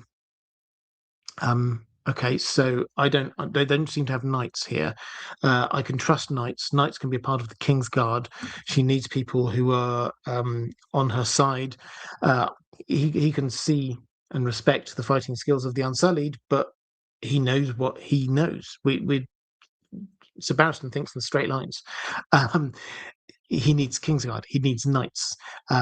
So normally in Westeros, he'd go and try and find some cool knights. He hasn't got any knights around him, so he's going to train some up. And he thinks to himself, "This is going to be a long slog. Most of these aren't going to make it." This is really hard work. They don't really understand what they're doing. The concept of knighthood isn't here, but this is what he knows, and so he's doing what he knows. Is it a little odd? Yes, it's a little odd, but it's I think quite a good character moment showing how his brain works, because he doesn't go, okay, so can we go to the Unsullied and can we turn them into something? He doesn't. He doesn't say, okay, how do we adapt to the style? How have the rulers of this place been protected before? Can we set that up again? He doesn't. He says, okay, I know how it works back home. That's how we're doing it here. Even if I have to start from absolute scratch, get a whole bunch of kids and get them all as squires, and try and teach them how to be squires, and then hopefully at some point they're going to be good enough that I can make some of them some knights, and then after that hopefully some of them are going to be good enough knights that they can become members of the king. That's his thinking. It's just, this is how we have to do it. ABC. He doesn't go in circles. Um, um, let's go to Tommy of Then saying, not necessarily unlimited or unimaginative, but methodical. Yeah, I'd say so. He's definitely methodical is a good word. Let's go to Kolnitsky saying, I don't remember, did Ares show his madness at Harrenhal Hall? Yeah, I mean, not as in the full burning people kind of madness, but when the Knight of the Laughing Tree appears, he decides that it's mocking him, and he just sends everybody off. You have to go and find out how this person is because they're clearly against me. He's convinced that Rhaegar's trying to overthrow him. He's probably right on that one. He decides that he's going to send Jaime back home because he doesn't want Jaime there because he's obsessed about what's going on with Tywin. So he's not the worst he's been, but he's pretty bad.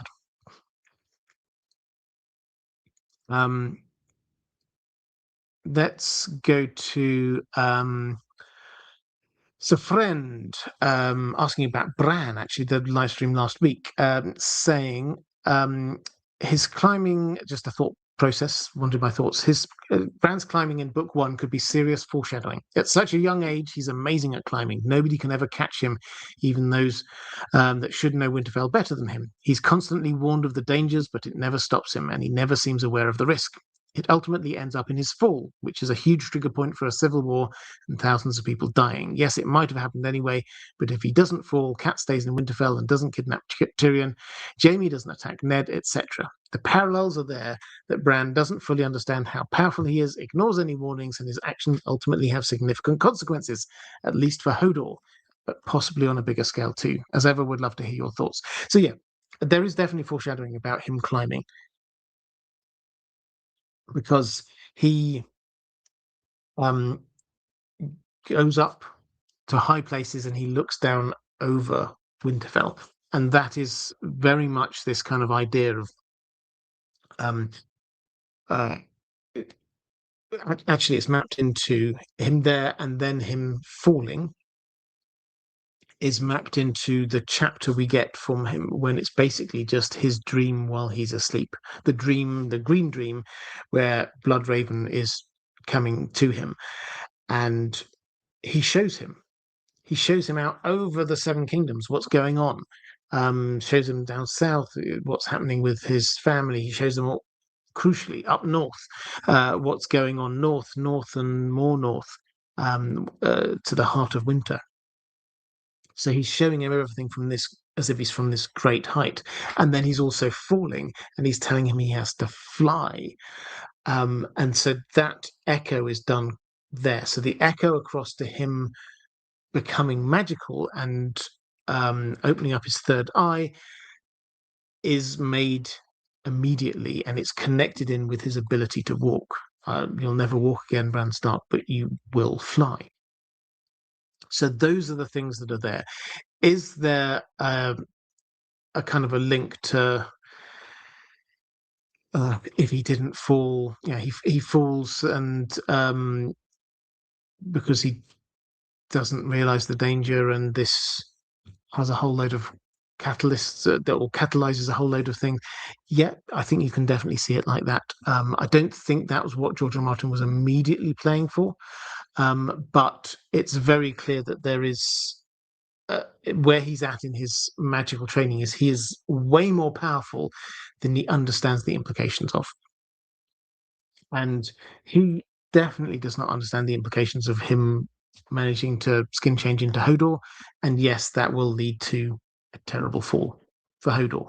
The question remains the extent to which Bran takes the lesson from that. I've got a couple more questions from my patrons, so now's a good time to get things into the chat. I'll try and answer as many of them as possible. Flame G saying, "Hello, Robert. I was wondering what UK time is the cutoff point to leave your questions on Patreon." Well, just as a point of clarification for patrons, if you for those who don't know, over on Patreon at some points during the day, on the Thursday, I will say what my live stream's going to be about, and I say anyone want to leave some questions, leave them there. I try to anything which is left before I go live, I try to answer realistically. If it's just before I go live, I will probably miss it because I'm putting my computer in the right place, putting this green screen thing behind me, that kind of stuff. And it's just me doing this. About half an hour before I go live is roughly a good time to get there. I can probably guarantee that before, up to half an hour before I go live, I will have seen a question at the very least, which, as I go live, my time, UK time, 10 p.m. every time.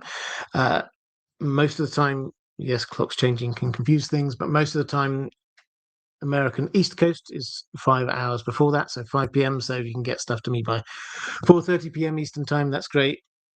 Europe, Central European time, an hour ahead. So whatever that is, 10:30 your time. But the question is, what were Barristan's real feelings towards Ned Stark? Did he believe that Ned or anyone of the Stark family had dishonoured Ashara Dane? Do you think he suspected that it could be Howland Reed or anyone at all? He doesn't seem to have acted on these rumours at all.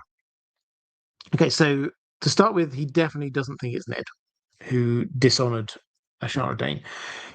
He holds Ned in very high regard. It's very clear. And he would not, given the depth of his feelings, you remember when we read that bit when all those years later, he's still there going, "Oh, I just have to close my eyes and I remember her laugh." And that he would not be as close to Ned as he was, as comfortable around Ned as he was, if he thought Ned was the person who had dishonoured this woman that he loves. So he definitely doesn't think it's Ned. Does he suspect it could be anyone of House Stark? I mean, I think a lot of people conflate the turning, turning to Stark with the person who dishonoured her. I think those are completely separate things, personally. I think that you do not turn to the person who dishonoured you. I think you turn to a person who might be able to help you out after you've been dishonoured. That linguistically, that holds together better for me. That doesn't mean that it completely exonerates all of House Stark, because it could just be, when he said turned to Stark, it could just be a Stark. Ned, perhaps. So I think he might have known who it was. There are a couple of times when George R. R. Martin gives us kind of linguistic clues, I think. Could be coincidence, but he's a very clever writer, and I suspect not. When we have this description of what happened at the turning at Harrenhal, and we talk about the Night of the Laughing Tree, and Bran thinks that the Night of the Laughing Tree must be Howland Reed. We're not told. We're told the lad, but he thinks it's Howland Reed. And Bran immediately, his thought then immediately goes to Sir Barristan. Sir Barristan had been a mystery knight twice, in fact, once when he was very small. So his immediate thought was across to Sir Barristan. It's a link that is being made there. Could be a coincidence. But then later we get we got in that passage we read earlier, we get this clear idea that Sir Barristan looks at Dany's eyes and he thinks of a Sharadane. And when he thinks of Dany potentially marrying these the suitors, Doran Martell, he thinks of Doran Martell. He doesn't really rate him very highly. He thinks it would be a strong political marriage for her, but he doesn't really rate him, and he kind of like talks about them as like a mud man.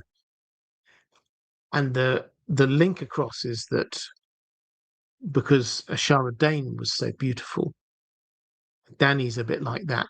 Dany shouldn't be with a mud man.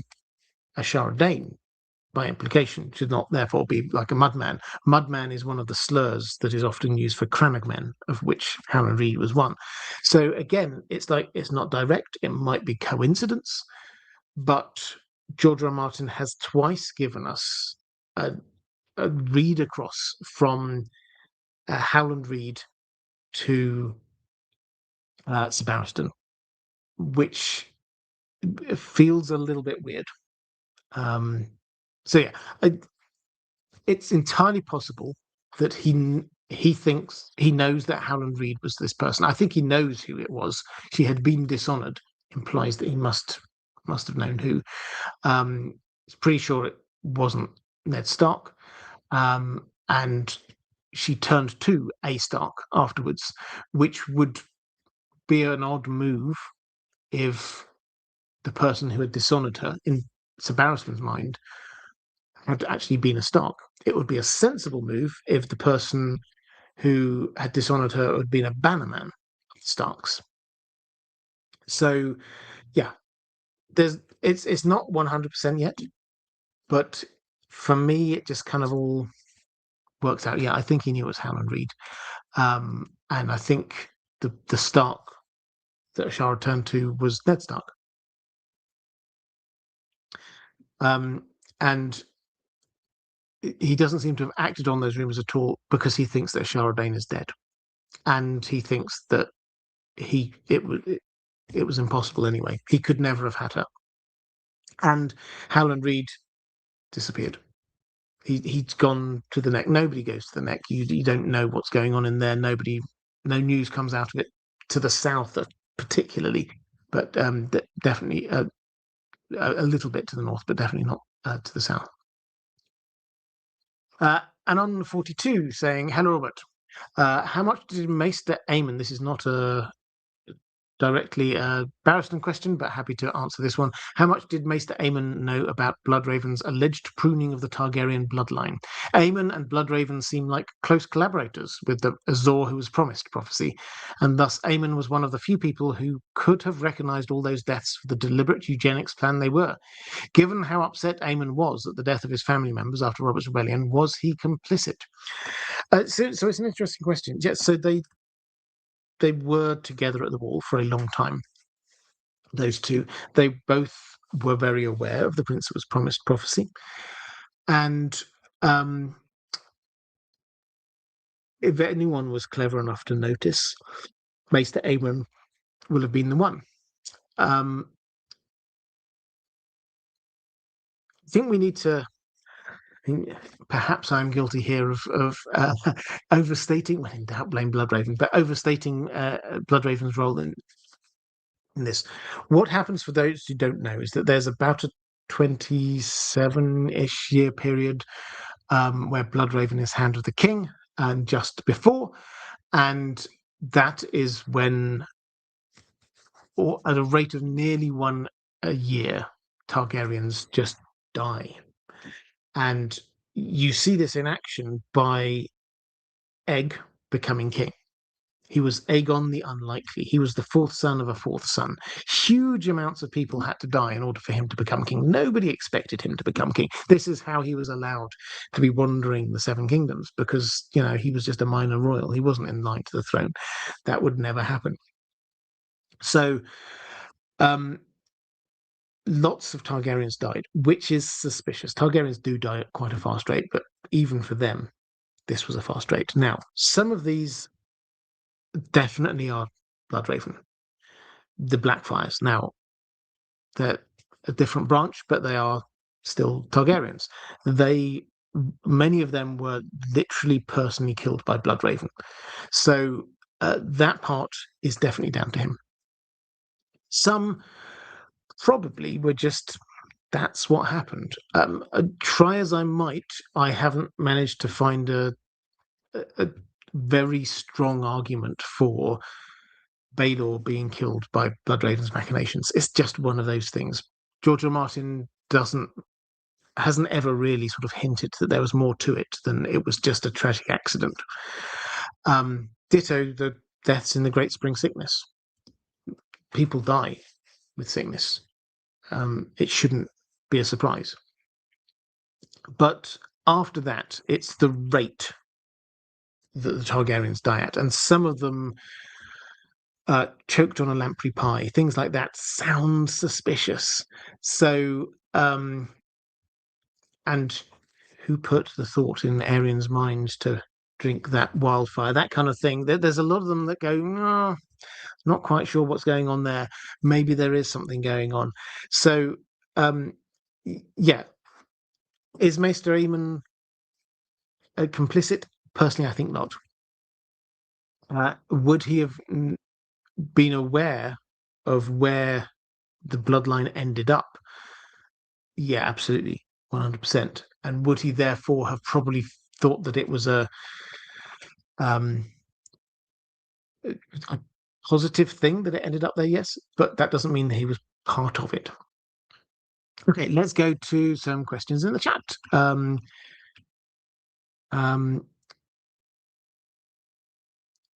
So Brandon, this is April, may or may not, saying Brandon, this is Brandon Stark, got mixed up in something he should not have. He stayed with Ashara, says that either Aerys or Rhaegar would leave her alone and think that she had been ruined. Yeah, I mean, that's an interesting perspective. And when I say interesting, I don't just mean interesting. Yeah, it's genuinely quite an interesting idea. My sort of coincidental evidence is that Ned Stark's men thought that it was him who slept with Ashara Dane. So Barristan clearly thinks it's not, but Ned Stark's men think that it was him. Why do they think it was him? Because they heard noises in a tent. Whose tent? Well, Ned Stark's tent, presumably. So presumably they saw, if they know it's Ashara Dane, presumably they saw Ashara Dane go into the tent and then they heard stuff. The interesting droplet of information that George R. R. Martin gives us is that Ned Stark offered to share his tent with Howland Reed. Now, not all of the soldiers may have known that. So if they saw Ashara Dane going into Ned Stark's tent and then they heard stuff, they would conclude this was Ned Stark. And why not? So, yeah, that's my interpretation. I mean, Brandon being honourable to stay with Ashara so that Aerys or Rhaegar would leave her alone. Yeah, it could work. I don't think we've got a huge amount of evidence for that, but it could work.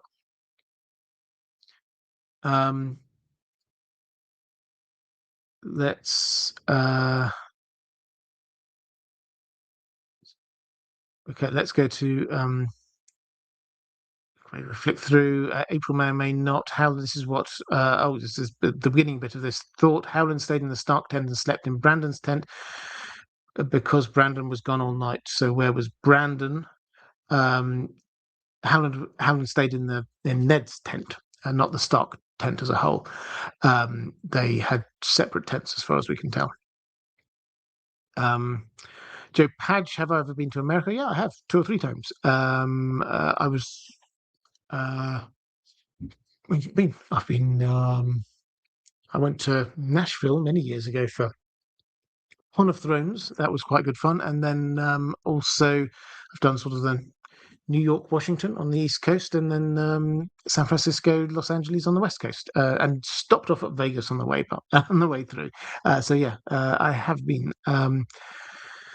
Andrew Kay saying Barristan is incapable of rational thought and analysis with anything related to Ashara. That's an entirely fair point. And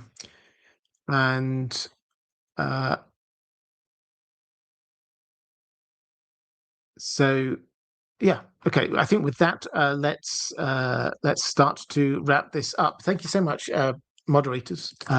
You are amazing. If you are watching this live on YouTube, please do show them a little bit of love. Next week, who shall we go for next week? We've got a couple of possibilities. Maybe Lady Stoneheart, maybe Sajora, maybe Darkstar. We've got a few really intriguing characters I want to focus a little bit of time on. Let me know down in the comments who you think. Right, what shall I plug this time? Let's plug The Well Told Tale. If you want to hear me reading stories, audiobooks, head over to The Well Told Tale. I'm currently working my way through Frankenstein. But that is all for this time on this channel. If you are here-ish, if you want to be watching other videos like this, live streams, then there's a link appearing somewhere here, if you would like to support this channel, in which case, thank you. I hugely appreciate it. There will be appearing a link to my Patreon page. I will be back same time next week. Take care, everyone. I'll see you soon.